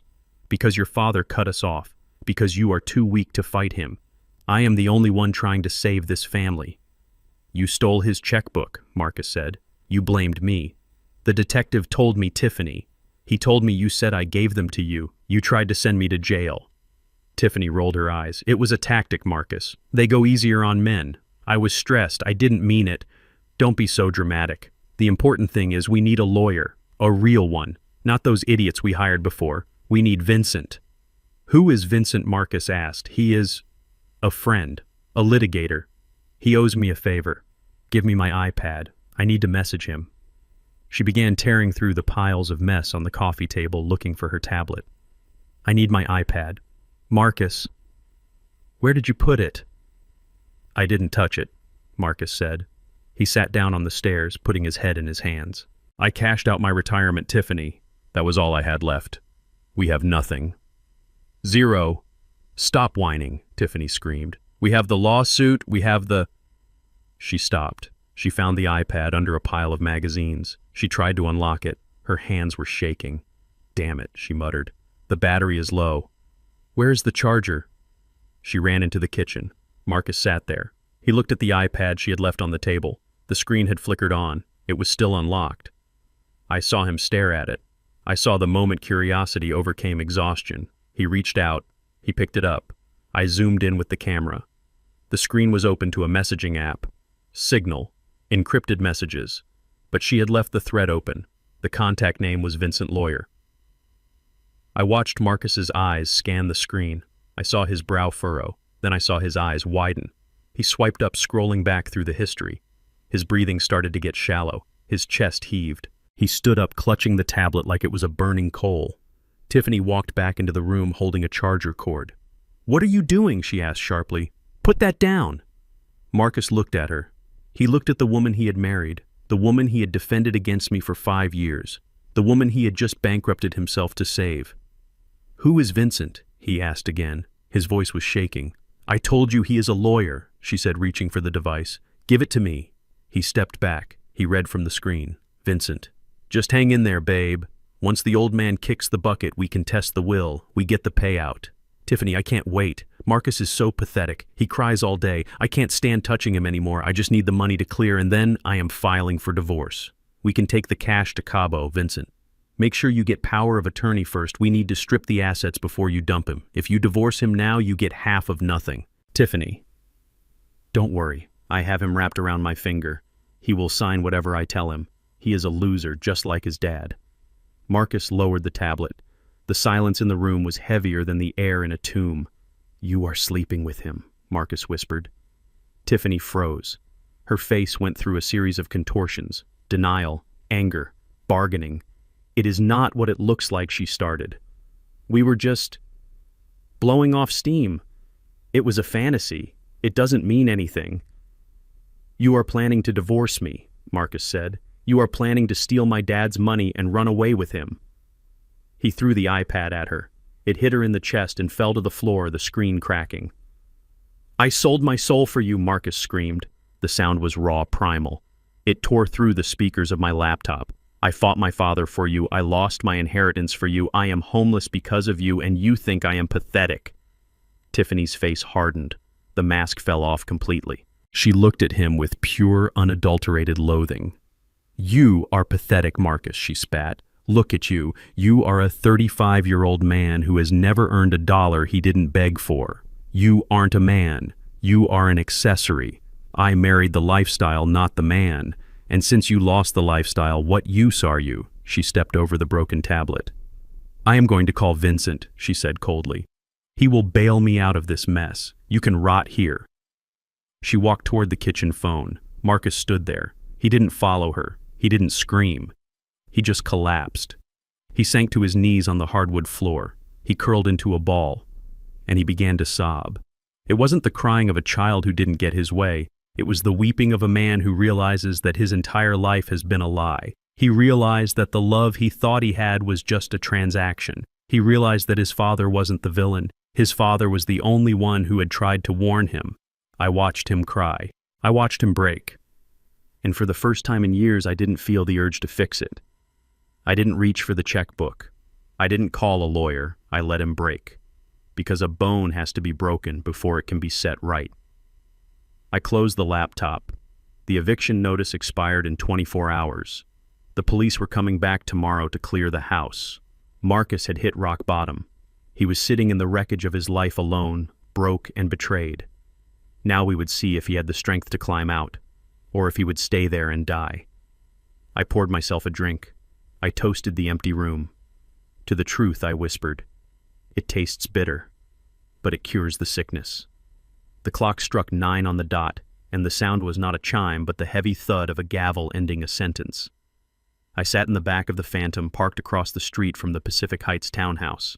The street was quiet, but the air felt charged like the atmosphere before a lightning strike. I watched the front door. It remained closed. The blinds were drawn tight. They were digging in. Sheriff Miller pulled up in his patrol unit. Miller and I went back 40 years. We had played stickball in the streets of Oakland when we were kids, and we had watched each other rise. He had chosen the law, and I had chosen logistics, but we both understood the language of consequences.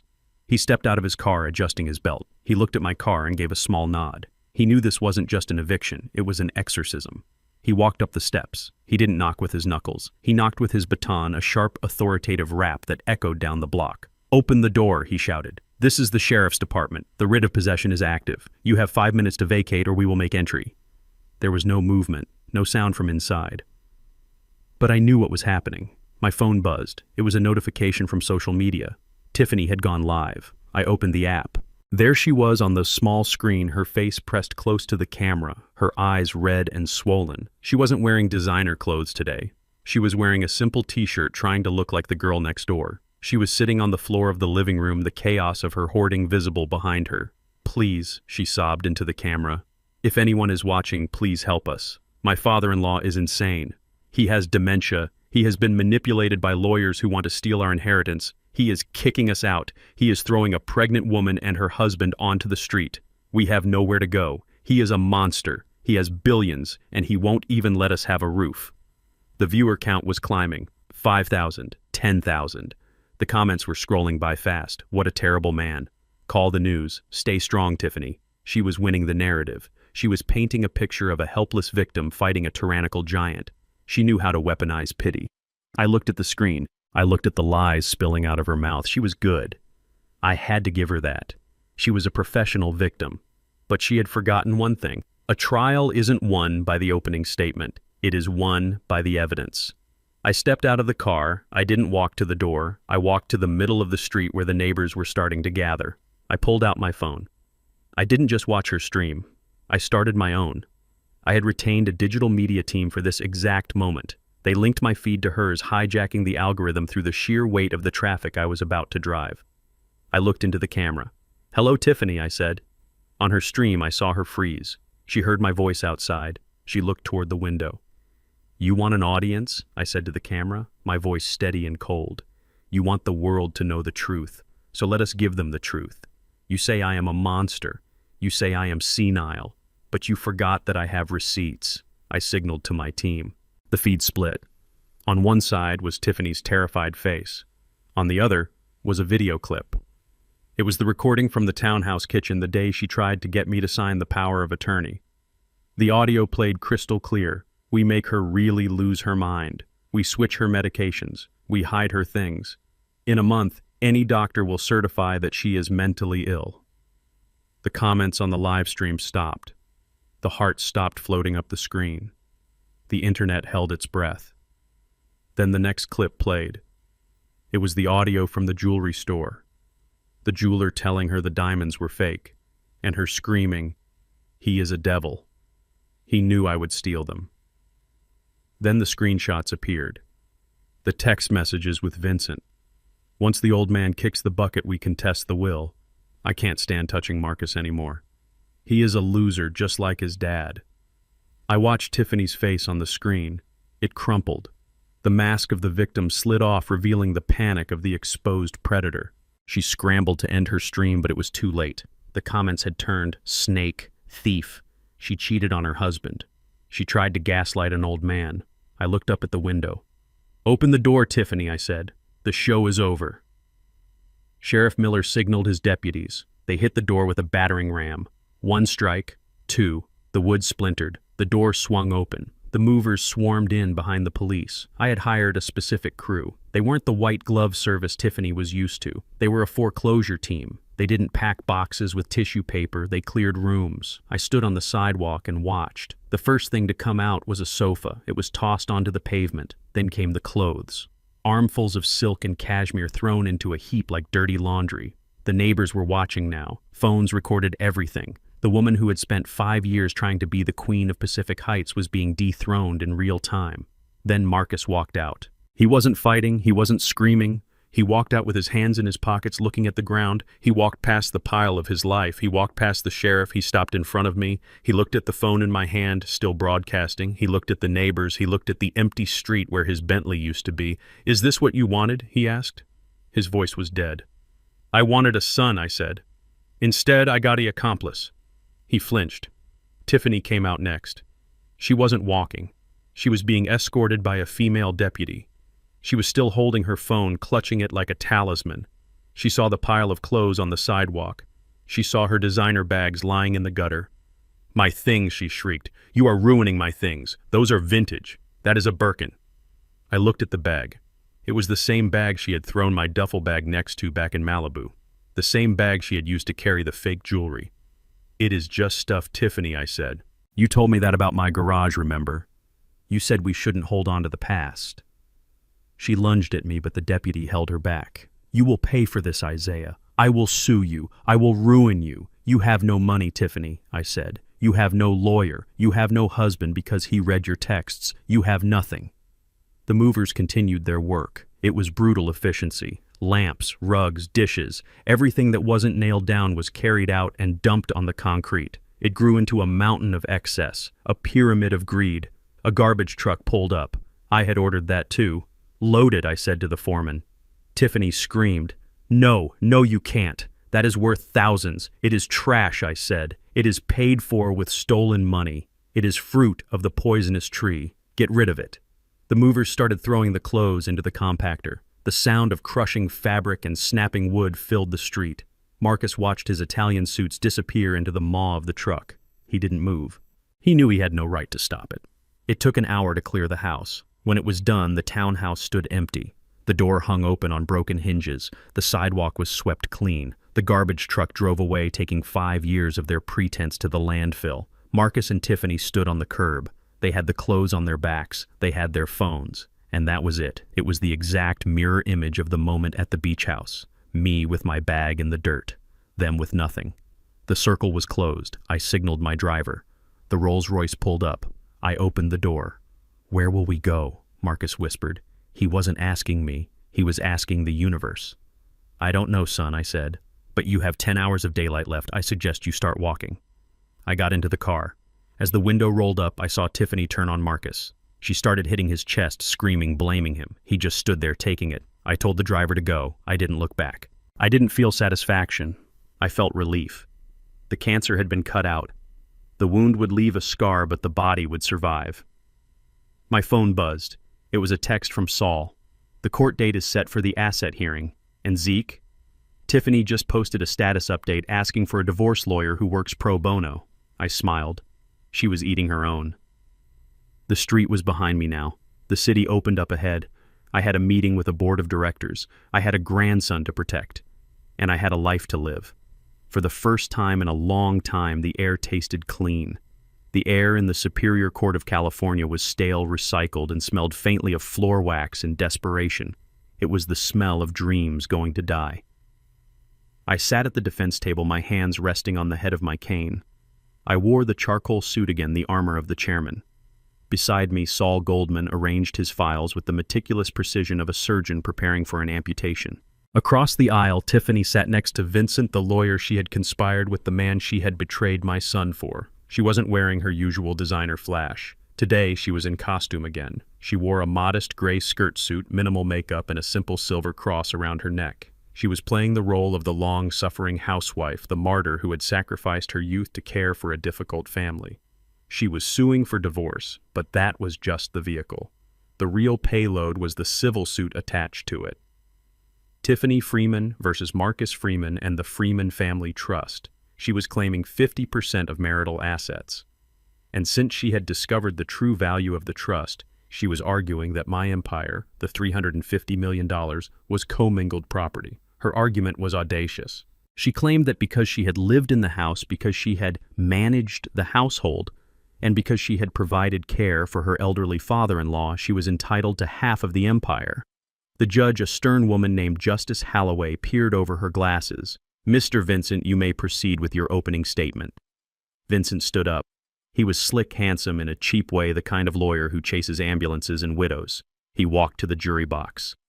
"Ladies and gentlemen," he began, his voice dripping with manufactured sincerity, "we are here to talk about equity. We are here to talk about a woman who gave everything to a family that deceived her. My client, Tiffany Freeman, married Marcus Freeman in good faith. She supported him. She managed their social standing, and most importantly, she took on the burden of caring for his aging father, Isaiah Freeman. I felt a muscle twitch in my jaw. Caring for me. The only thing she had ever cared for was how fast I would die." Vincent pointed at me. "This man sat on a fortune of $350 million while pretending to be a pauper. He allowed my client to struggle to budget, to stress over bills while he hoarded wealth. She cooked for him, she cleaned for him, she managed his medical appointments. She was his primary caregiver. And in the state of California, that contribution has value. That contribution created the stability that allowed the Freeman assets to appreciate. She earned her share. It was a lie so bold it was almost breathtaking. She cooked for me. She threw my food in the trash. She managed my appointments. She tried to have me committed. Tiffany took the stand. She dabbed at dry eyes with a tissue. I loved him like a father," she sobbed to the jury. "I did everything for him. I washed his clothes. I made sure he took his medicine. I sacrificed my own career in fashion to run the Freeman household. And when I found out he had been lying to us, hiding millions while we suffered, it broke me. I feel used. I just want what is fair. I want my share of the life I helped build." I looked at Marcus. He was sitting behind Vincent, looking at the floor. He knew she was lying. He knew she had never washed a piece of clothing in her life. But he said nothing. He was broken. Saul leaned over to me. "She is good," he whispered. "She is painting you as a miser and herself as Cinderella. If the judge buys the commingling argument, she could pierce the trust." "She won't," I said. "Play the card, Saul." "Not yet," Saul said. "Let her finish. Let her perjure herself completely. Let her put it on the record that she believes she has a claim to the Freeman legacy." We waited. Vincent paraded a series of expert witnesses, forensic accountants, who testified that the appreciation of the assets during the marriage was community property. They threw around numbers. 50 million, 100 million. They were carving up my life's work like a turkey. Finally, it was Saul's turn. He didn't call any witnesses. He didn't call me to the stand. He didn't even call Marcus. He stood up slowly, buttoning his jacket. He picked up a single document from his table. It was old. The paper was slightly yellowed at the edges. "Your Honor, Saul," said, his voice booming in the courtroom, "the plaintiff has woven a very touching story. A story of sacrifice and care. A story of a partnership." He walked toward Tiffany, who was still on the witness stand, looking triumphant. "However," Saul continued, "there is one piece of evidence that the plaintiff has conveniently forgotten. Or perhaps she simply didn't know it existed." Tiffany frowned. She looked at Vincent. Vincent shrugged. He didn't know what was coming. Saul held up the document. "This is a prenuptial agreement and asset protection protocol signed by Marcus Freeman and witnessed by a notary public 3 days before the wedding."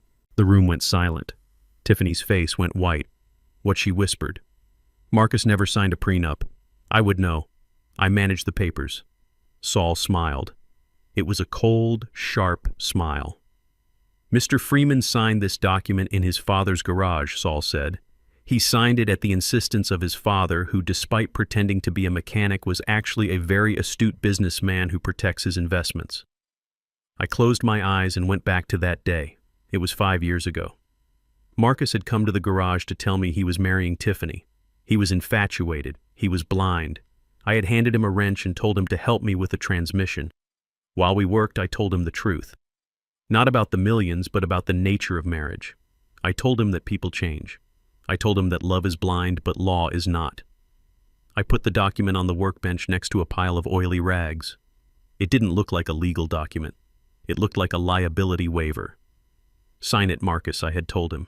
"It just says that anything I leave you, anything that comes from my side of the family, stays with you. It protects the garage. It protects the truck." Marcus had laughed. "Dad, you don't have anything to protect. Tiffany doesn't want your old truck. Sign it anyway," I said. Humor an old man, he signed it. He signed it to get me to stop talking so he could go back to Tiffany. He signed it without reading the exhibits attached. Exhibits that listed the shell companies. Exhibits that listed the real estate holdings. Exhibits that listed the future value of the Freeman Trust. He thought he was protecting a few $1,000s of scrap metal. He was actually protecting an empire. Saul walked the document to the judge. Your Honor, Saul said. Clause 4. Section B clearly states, any and all assets derived from the Freeman Family Trust, including future inheritances, property held in trust, and any appreciation thereof are designated as separate property and are permanently excluded from the marital estate. The signatory acknowledges that he has no current claim to these assets and that any future claim remains the sole property of the bloodline beneficiary. The judge put on her glasses. She read the document. She flipped to the signature page. She looked at the notary seal. It looks authentic, she said. It is a forgery, Tiffany screamed, standing up in the witness box. Marcus didn't sign that. He wouldn't. He loves me. He wouldn't hide this from me. Saul turned to Marcus. Mr. Freeman, please stand up. Marcus stood up slowly. He looked at me. He looked at the document in the judge's hand. He remembered. I saw the memory hit him. He remembered the garage. He remembered the oily rags. Mr. Freeman, Saul asked, Is that your signature? Marcus looked at Tiffany. She was glaring at him, willing him to lie, willing him to commit perjury to save her payday. Then he looked at me. I didn't say anything. I just watched him. Yes, Marcus said quietly. That is my signature. Did you know what you were signing? The judge asked. I thought. Marcus paused. I thought I was protecting my dad's truck. I didn't know he had millions. But yes, I signed it. I agreed that his stuff was his stuff. Tiffany let out a shriek that sounded like a banshee. You idiot! You moron! You signed away $300 million. You signed away my alimony. You signed away my life. She lunged over the railing of the witness box, trying to get to him. The bailiff caught her. She was thrashing, screaming obscenities that made the stenographer blush. You tricked him, she yelled at me, pointing a shaking finger. You tricked your own son. You knew I would try to take it, so you tricked him. I stood up then. I leaned on my cane. I didn't trick him, Tiffany, I said calmly. I inoculated him. I knew a parasite was coming, so I gave him a vaccine. Order. The judge banged her gavel. Order in this court. Tiffany was dragged back to her seat, breathing heavily. Vincent was frantically flipping through his own files, looking for a counter-argument, but there was none. A prenup in California, especially one that specifies separate property so clearly, is ironclad. The judge looked at the document one last time. Then she looked at Tiffany. Mrs. Freeman, given the existence of this agreement and your husband's admission of its validity, the motion to designate the Freeman Trust assets as community property is denied. The assets remain the sole property of Isaiah Freeman and his designated trust. Denied. The word hung in the air. Furthermore, the judge continued looking at the evidence Saul had submitted earlier regarding the forgery and the theft. This court finds that the plaintiff has engaged in a pattern of financial misconduct. The request for spousal support is denied. The request for legal fees is denied. Tiffany stared at the judge, her mouth opened and closed. But, she whispered, I have nothing. I used all my money on the lawyer. I have debt. I have... That is not the court's concern, the judge said. Case dismissed. The gavel banged. It was the sound of the final nail in the coffin. Vincent slammed his briefcase shut. He stood up and looked at Tiffany with disgust. You told me there was no prenup, he hissed. You told me the old man was stupid. He didn't wait for an answer. He walked out, leaving her there. Tiffany sat alone at the table. She looked small. The gray suit she wore to look like a victim now just made her look like what she was, a woman with nothing. She looked at Marcus. Marcus, she said, her voice trembling. Baby, we can appeal. We can fight this. You can tell them you were coerced. Marcus looked at her. He looked at the woman who had cheated on him. The woman who had called him a loser. The woman who had just tried to steal his father's life work. I am done, Tiffany, Marcus said. He turned his back on her. I walked over to my son. He looked at me. I didn't know, Dad, he said. I swear I didn't know about the money when I signed it. I know, son, I said. That is why the document held up. You signed it because you respected my little bit of nothing. That respect saved you today. I put my hand on his shoulder. Let's go. We walked out of the courtroom. Behind us, I heard Tiffany start to cry. It wasn't the fake crying she used to manipulate people. It was the real ugly crying of a person who realizes they have lost the game they thought they rigged. She was screaming my name. She was screaming Marcus's name. But we kept walking. Outside the courthouse, the air was fresh. The sun was shining. I looked at Marcus. He looked lighter. He had lost his wife. He had lost his home. But he was free. "I am sorry, Dad," he said, "for everything." "Don't be sorry," I said. "Be better." I signaled for the Rolls-Royce. "Where are you going?" Marcus asked. "I have a board meeting," I said, "and then I am going to visit your son's trust fund. I have to make sure it is ready for him when he grows up." Can I come with you?" Marcus asked. "Not to the meeting. Just for a ride. I don't have anywhere to go." I looked at him. He was 35 years old. He had to learn to stand on his own. "No, Marcus," I said. "You can't come with me. You need to find your own way." But here, I reached into my pocket. I pulled out a card.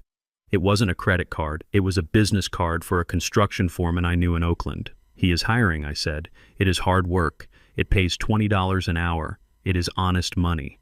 Marcus took the card. He looked at it. He nodded. "Thanks, Dad." I got into the car. As we pulled away, I watched my son standing on the sidewalk holding the card. He loosened his tie. He took off his jacket. He started walking toward the bus stop. He was starting over from zero. And for the first time in his life, he was actually going somewhere.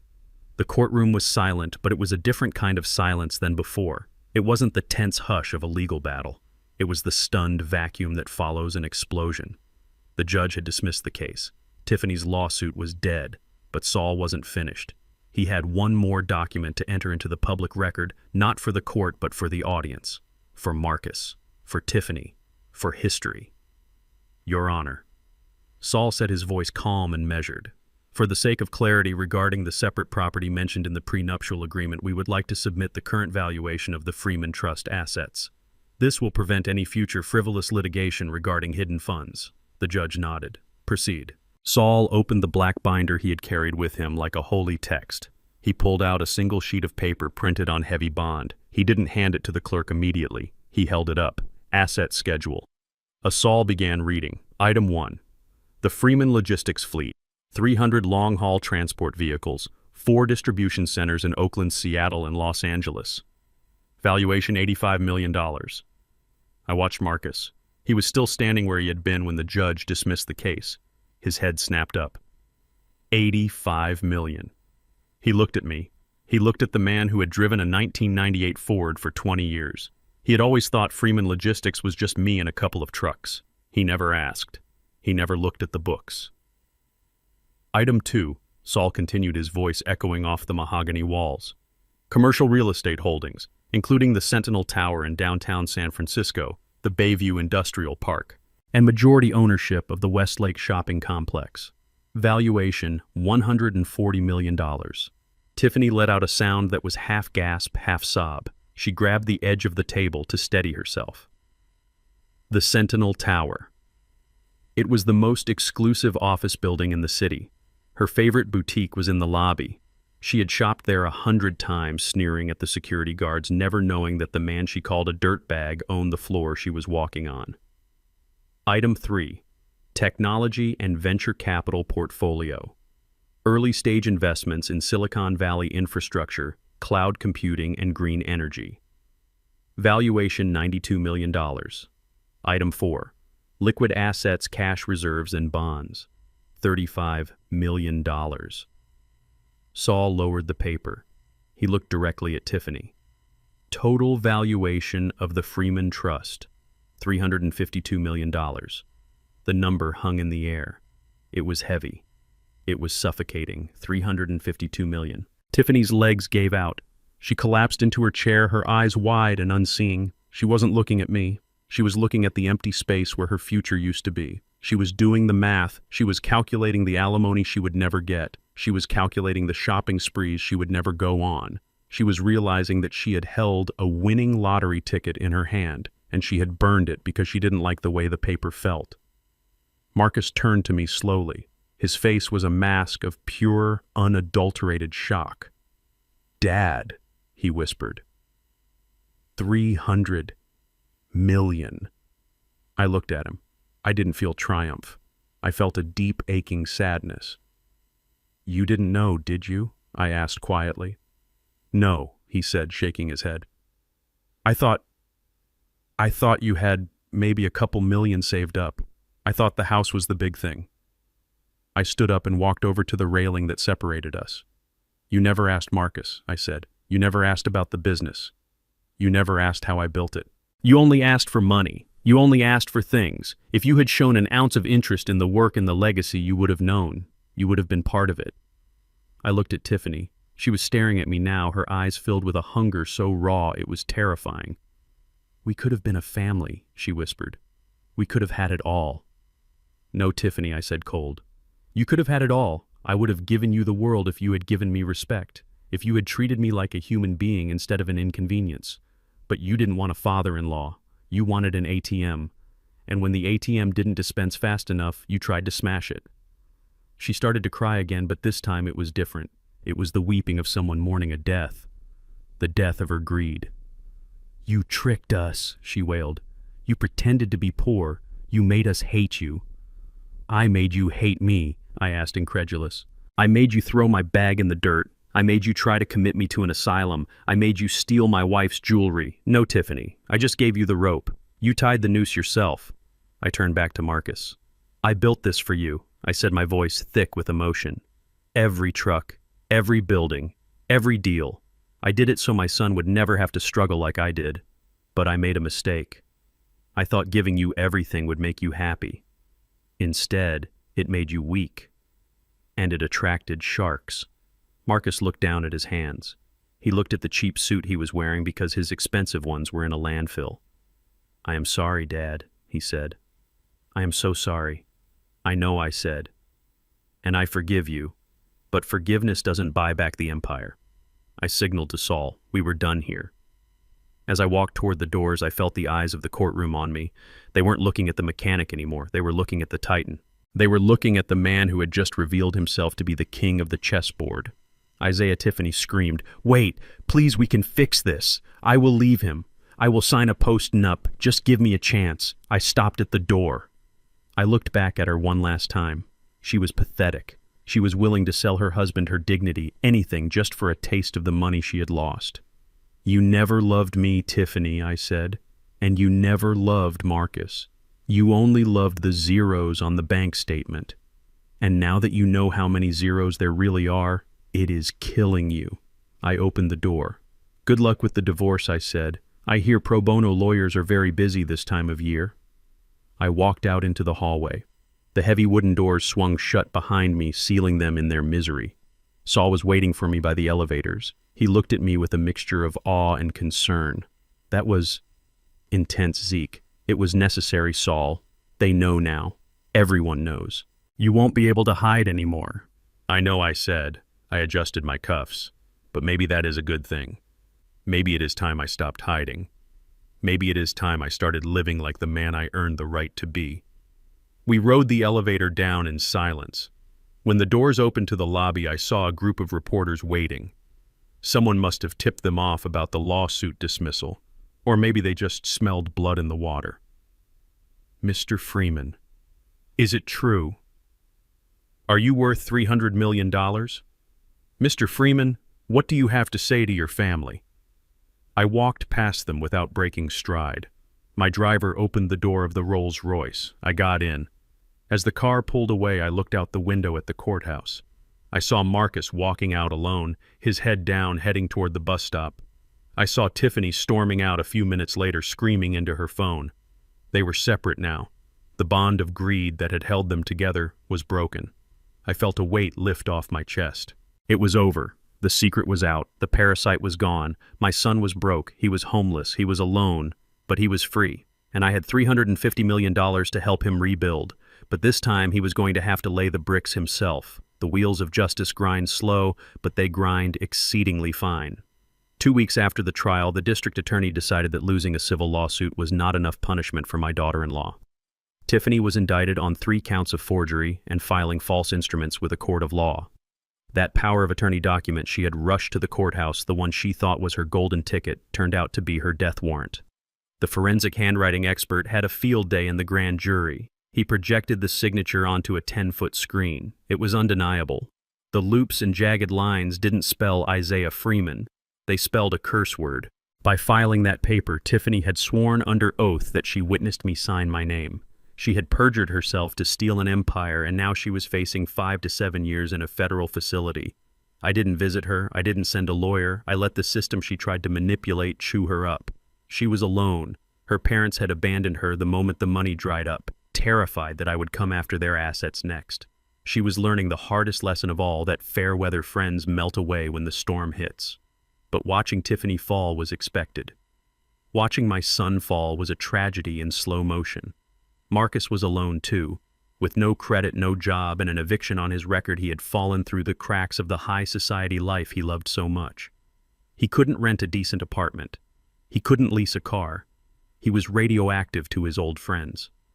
I had my private investigator keep tabs on him, not to help him, but to ensure he didn't starve. The report on my desk was grim.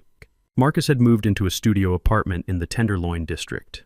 It was a 300-square-foot box above a liquor store with peeling paint and bars on the windows. The rent was $1,200 a month, and he was paying it by working at an electronics store in the mall selling televisions on commission. My son, the man with an MBA from Stanford, was wearing a blue polo shirt and a name tag, standing on his feet for 10 hours a day trying to convince strangers to buy extended warranties. It hurt to read it. It hurt to know he was sleeping on a mattress on the floor. But I didn't pick up the phone. I didn't write a check. I let him sit in it. 3 days later, he came to me. I was at the West Oakland shipyard overseeing the retrofitting of 2 of my cargo freighters. It was a gray, blustery day, the wind whipping off the bay, carrying the scent of salt and diesel. I was wearing my hard hat and my suit, standing on the dock with the foreman when I saw him. Marcus was standing by the security gate. He looked thin. His suit was gone, replaced by cheap slacks and a windbreaker that wasn't thick enough for the cold. He looked older. The arrogance was gone, replaced by a weary slump to his shoulders. I signaled the guard to let him through.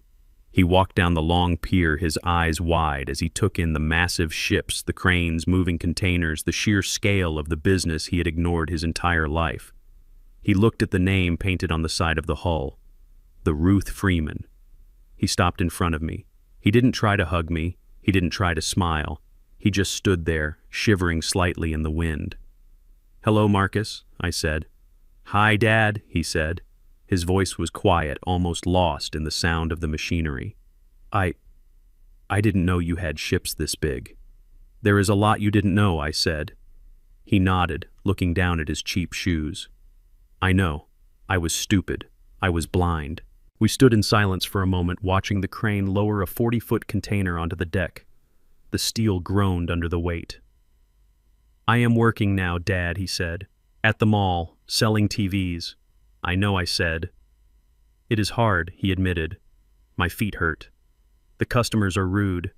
My manager is 22 years old, and he yells at me if I am late." "Welcome to the world, son," I said.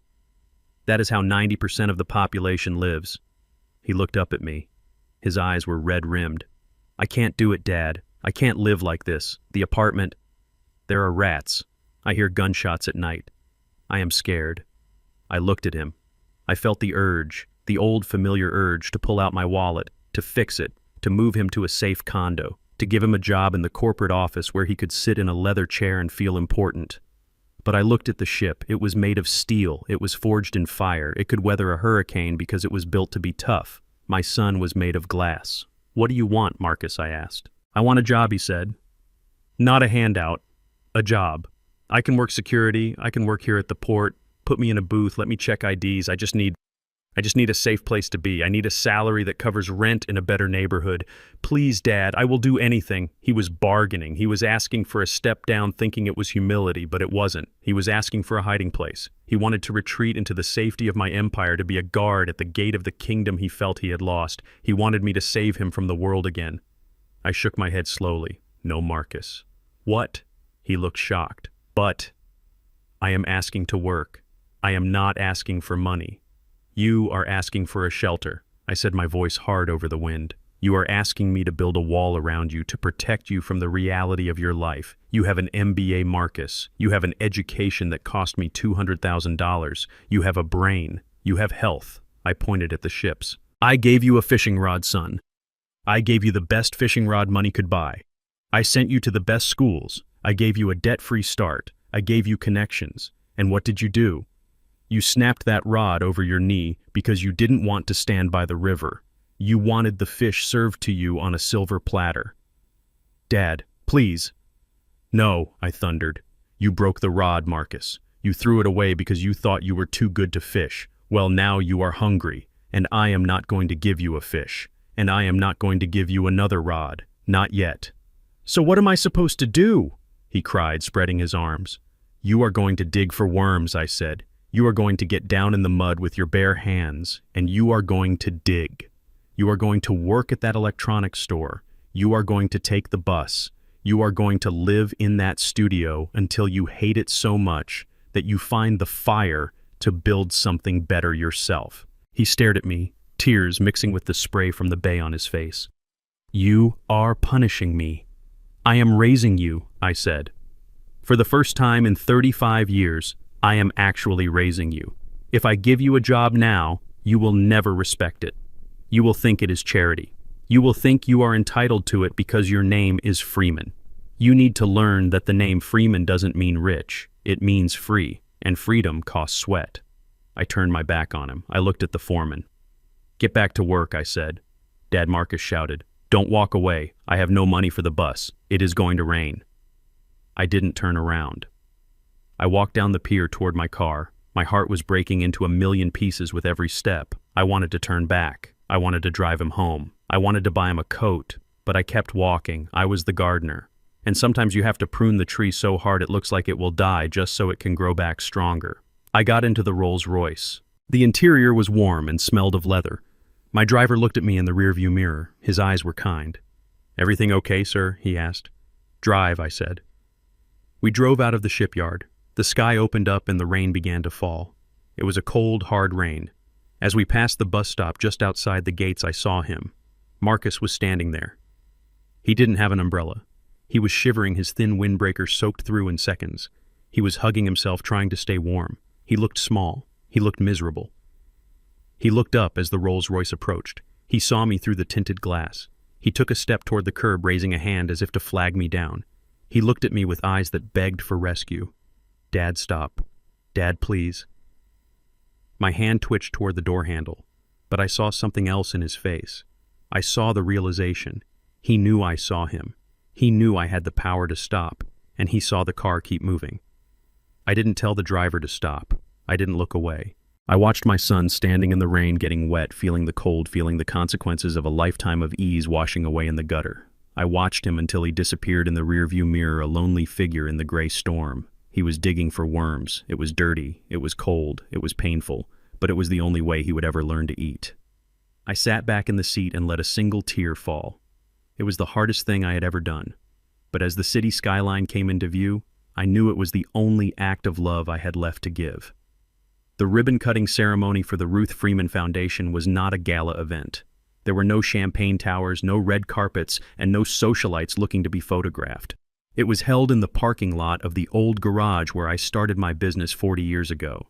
I had renovated the building, turning the grease-stained bays into classrooms and the office into a counseling center. It was now a vocational school for at-risk youth, a place where kids who didn't have a trust fund could learn to weld, to fix engines, to build things with their hands. It was exactly what Ruth would have wanted. I stood at the podium looking out at the crowd. It was different from the night at the hotel. These were real people.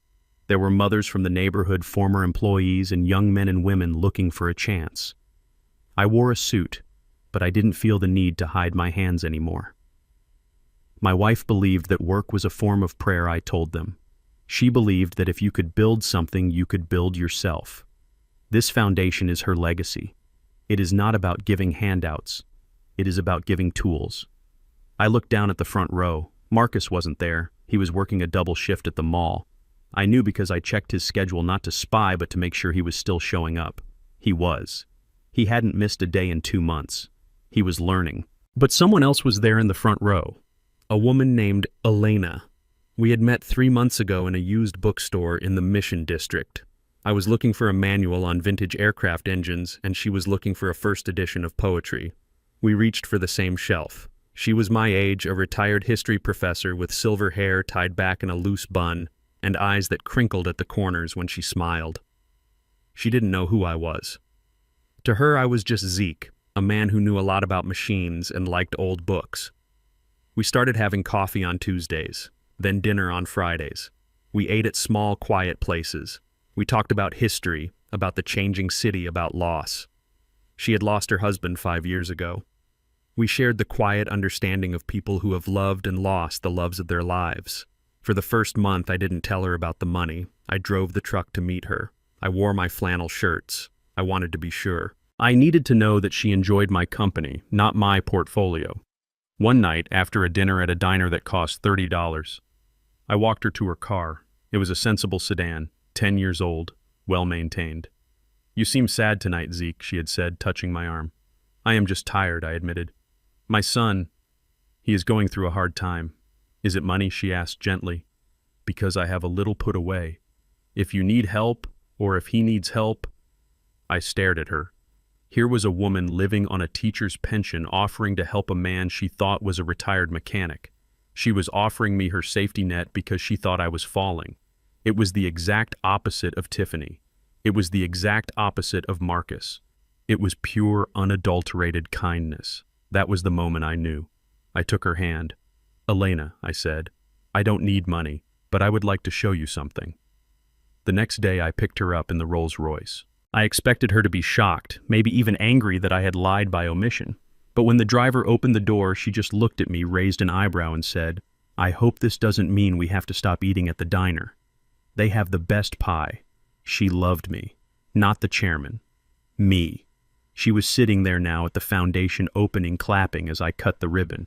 She didn't want to be on stage. She didn't want the credit. She just wanted to see me smile.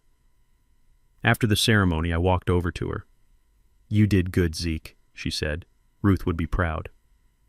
"I hope so," I said. "Come on," she said, taking my arm. "Let's go get some pie.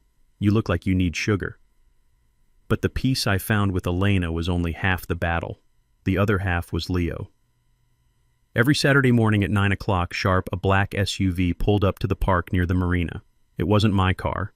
It was a secure transport service I had hired. Tiffany was not allowed near me. The restraining order and the custody agreement Saul had hammered out were ironclad. She had visitation, but during my time with Leo, she was a ghost. The door opened and a court-appointed social worker stepped out, followed by my grandson. Leo was 7 now. He looked older. His eyes were a little less wide, a little more cautious. He had seen things in the last 6 months that no child should see. He had seen his mother arrested. He had seen his father leave. He had seen his home disappear. But when he saw me waiting by the duck pond, his face lit up. It was the same smile, the one thing Tiffany hadn't managed to steal. "Grandpa," he yelled, running toward me. I caught him. He felt solid. He felt real.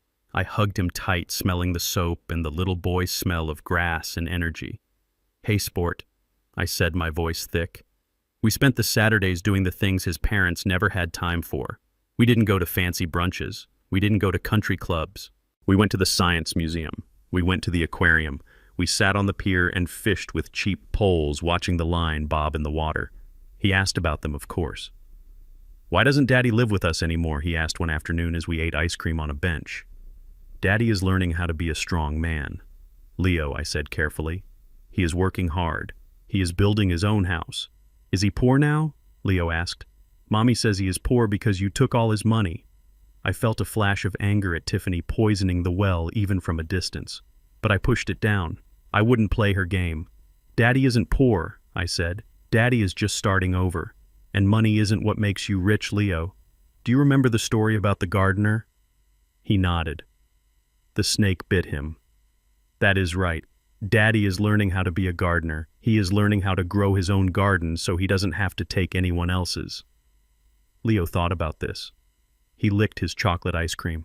"I want to be a gardener too," he decided. I smiled. "You will be Leo. You will be the best of us." At 5 o'clock, the SUV would return. The handover was always hard. I would watch him walk back to the social worker, waving until the door closed. I knew he was going back to a small apartment where his mother probably complained about me every night. But I also knew that for 8 hours a week, he saw a different world.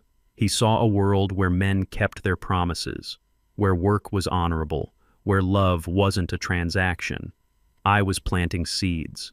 And unlike the ones I planted in Marcus, I was going to make sure these had strong roots. That evening, after dropping Elena off at her home, I didn't go back to the hotel. I went to the marina. At the end of the longest dock sat the Ruth Decken.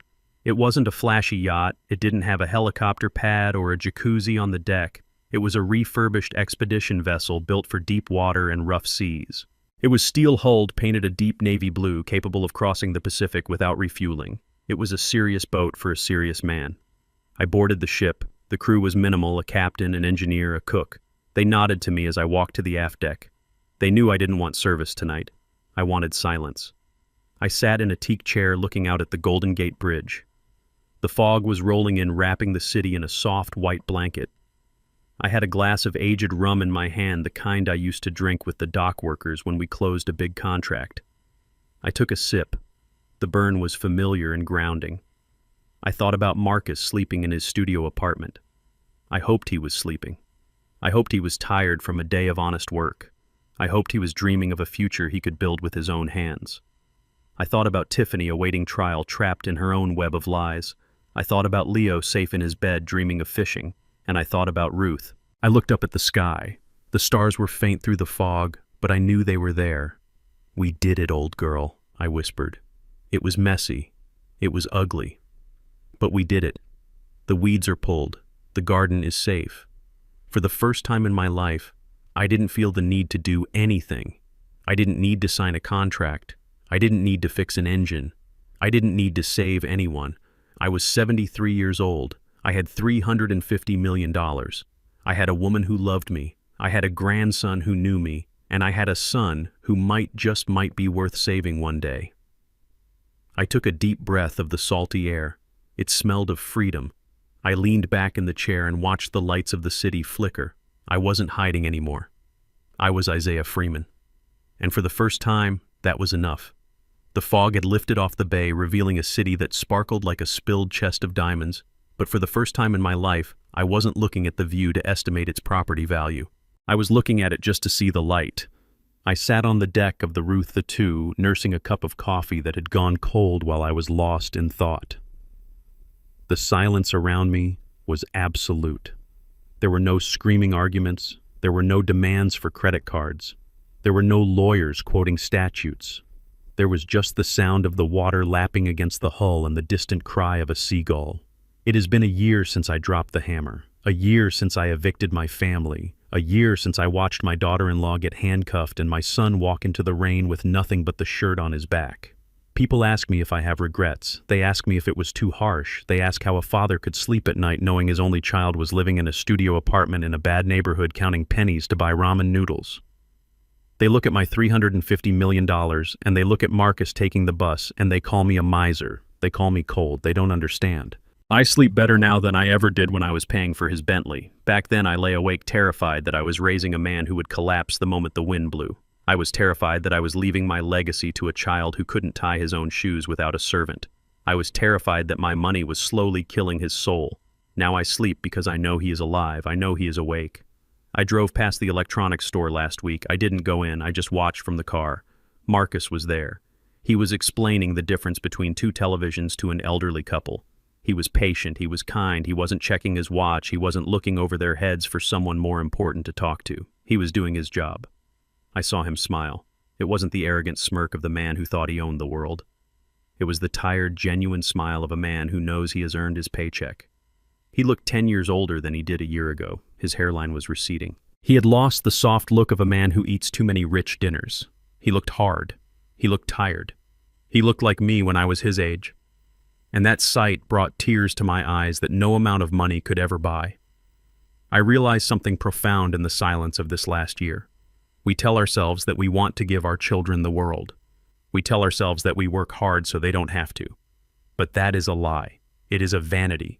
We work hard because we have to. And if we rob them of that struggle, we rob them of their character. Money is a strange thing. I spent 40 years chasing it, accumulating it, stacking it up like bricks to build a fortress around my family. I thought the money was the wall. I thought the money was the safety. But money isn't a wall. It is a magnifying glass. If you are a good person, money makes you able to do great good. It amplifies your kindness. It allows you to build hospitals and schools and feed the hungry. But if you are empty inside, if you are insecure or greedy or cruel, money magnifies that too. It turns insecurity into arrogance. It turns greed into predation. It turns cruelty into tyranny. Tiffany was a small, mean person. The money just gave her a megaphone to scream her meanness at the world. Marcus was a weak, unformed man. The money just allowed him to stay a child for 35 years. Stripping the money away didn't destroy them, it just removed the magnifying glass. It forced them to look at themselves in the mirror without the distortion of wealth. Tiffany couldn't handle the reflection. She saw a criminal and she doubled down. She is sitting in a cell now, blaming everyone but herself. The money didn't make her a criminal, it just gave her the opportunity. But Marcus looked in the mirror and he didn't like what he saw. And for the first time he picked up a rag and started cleaning the glass.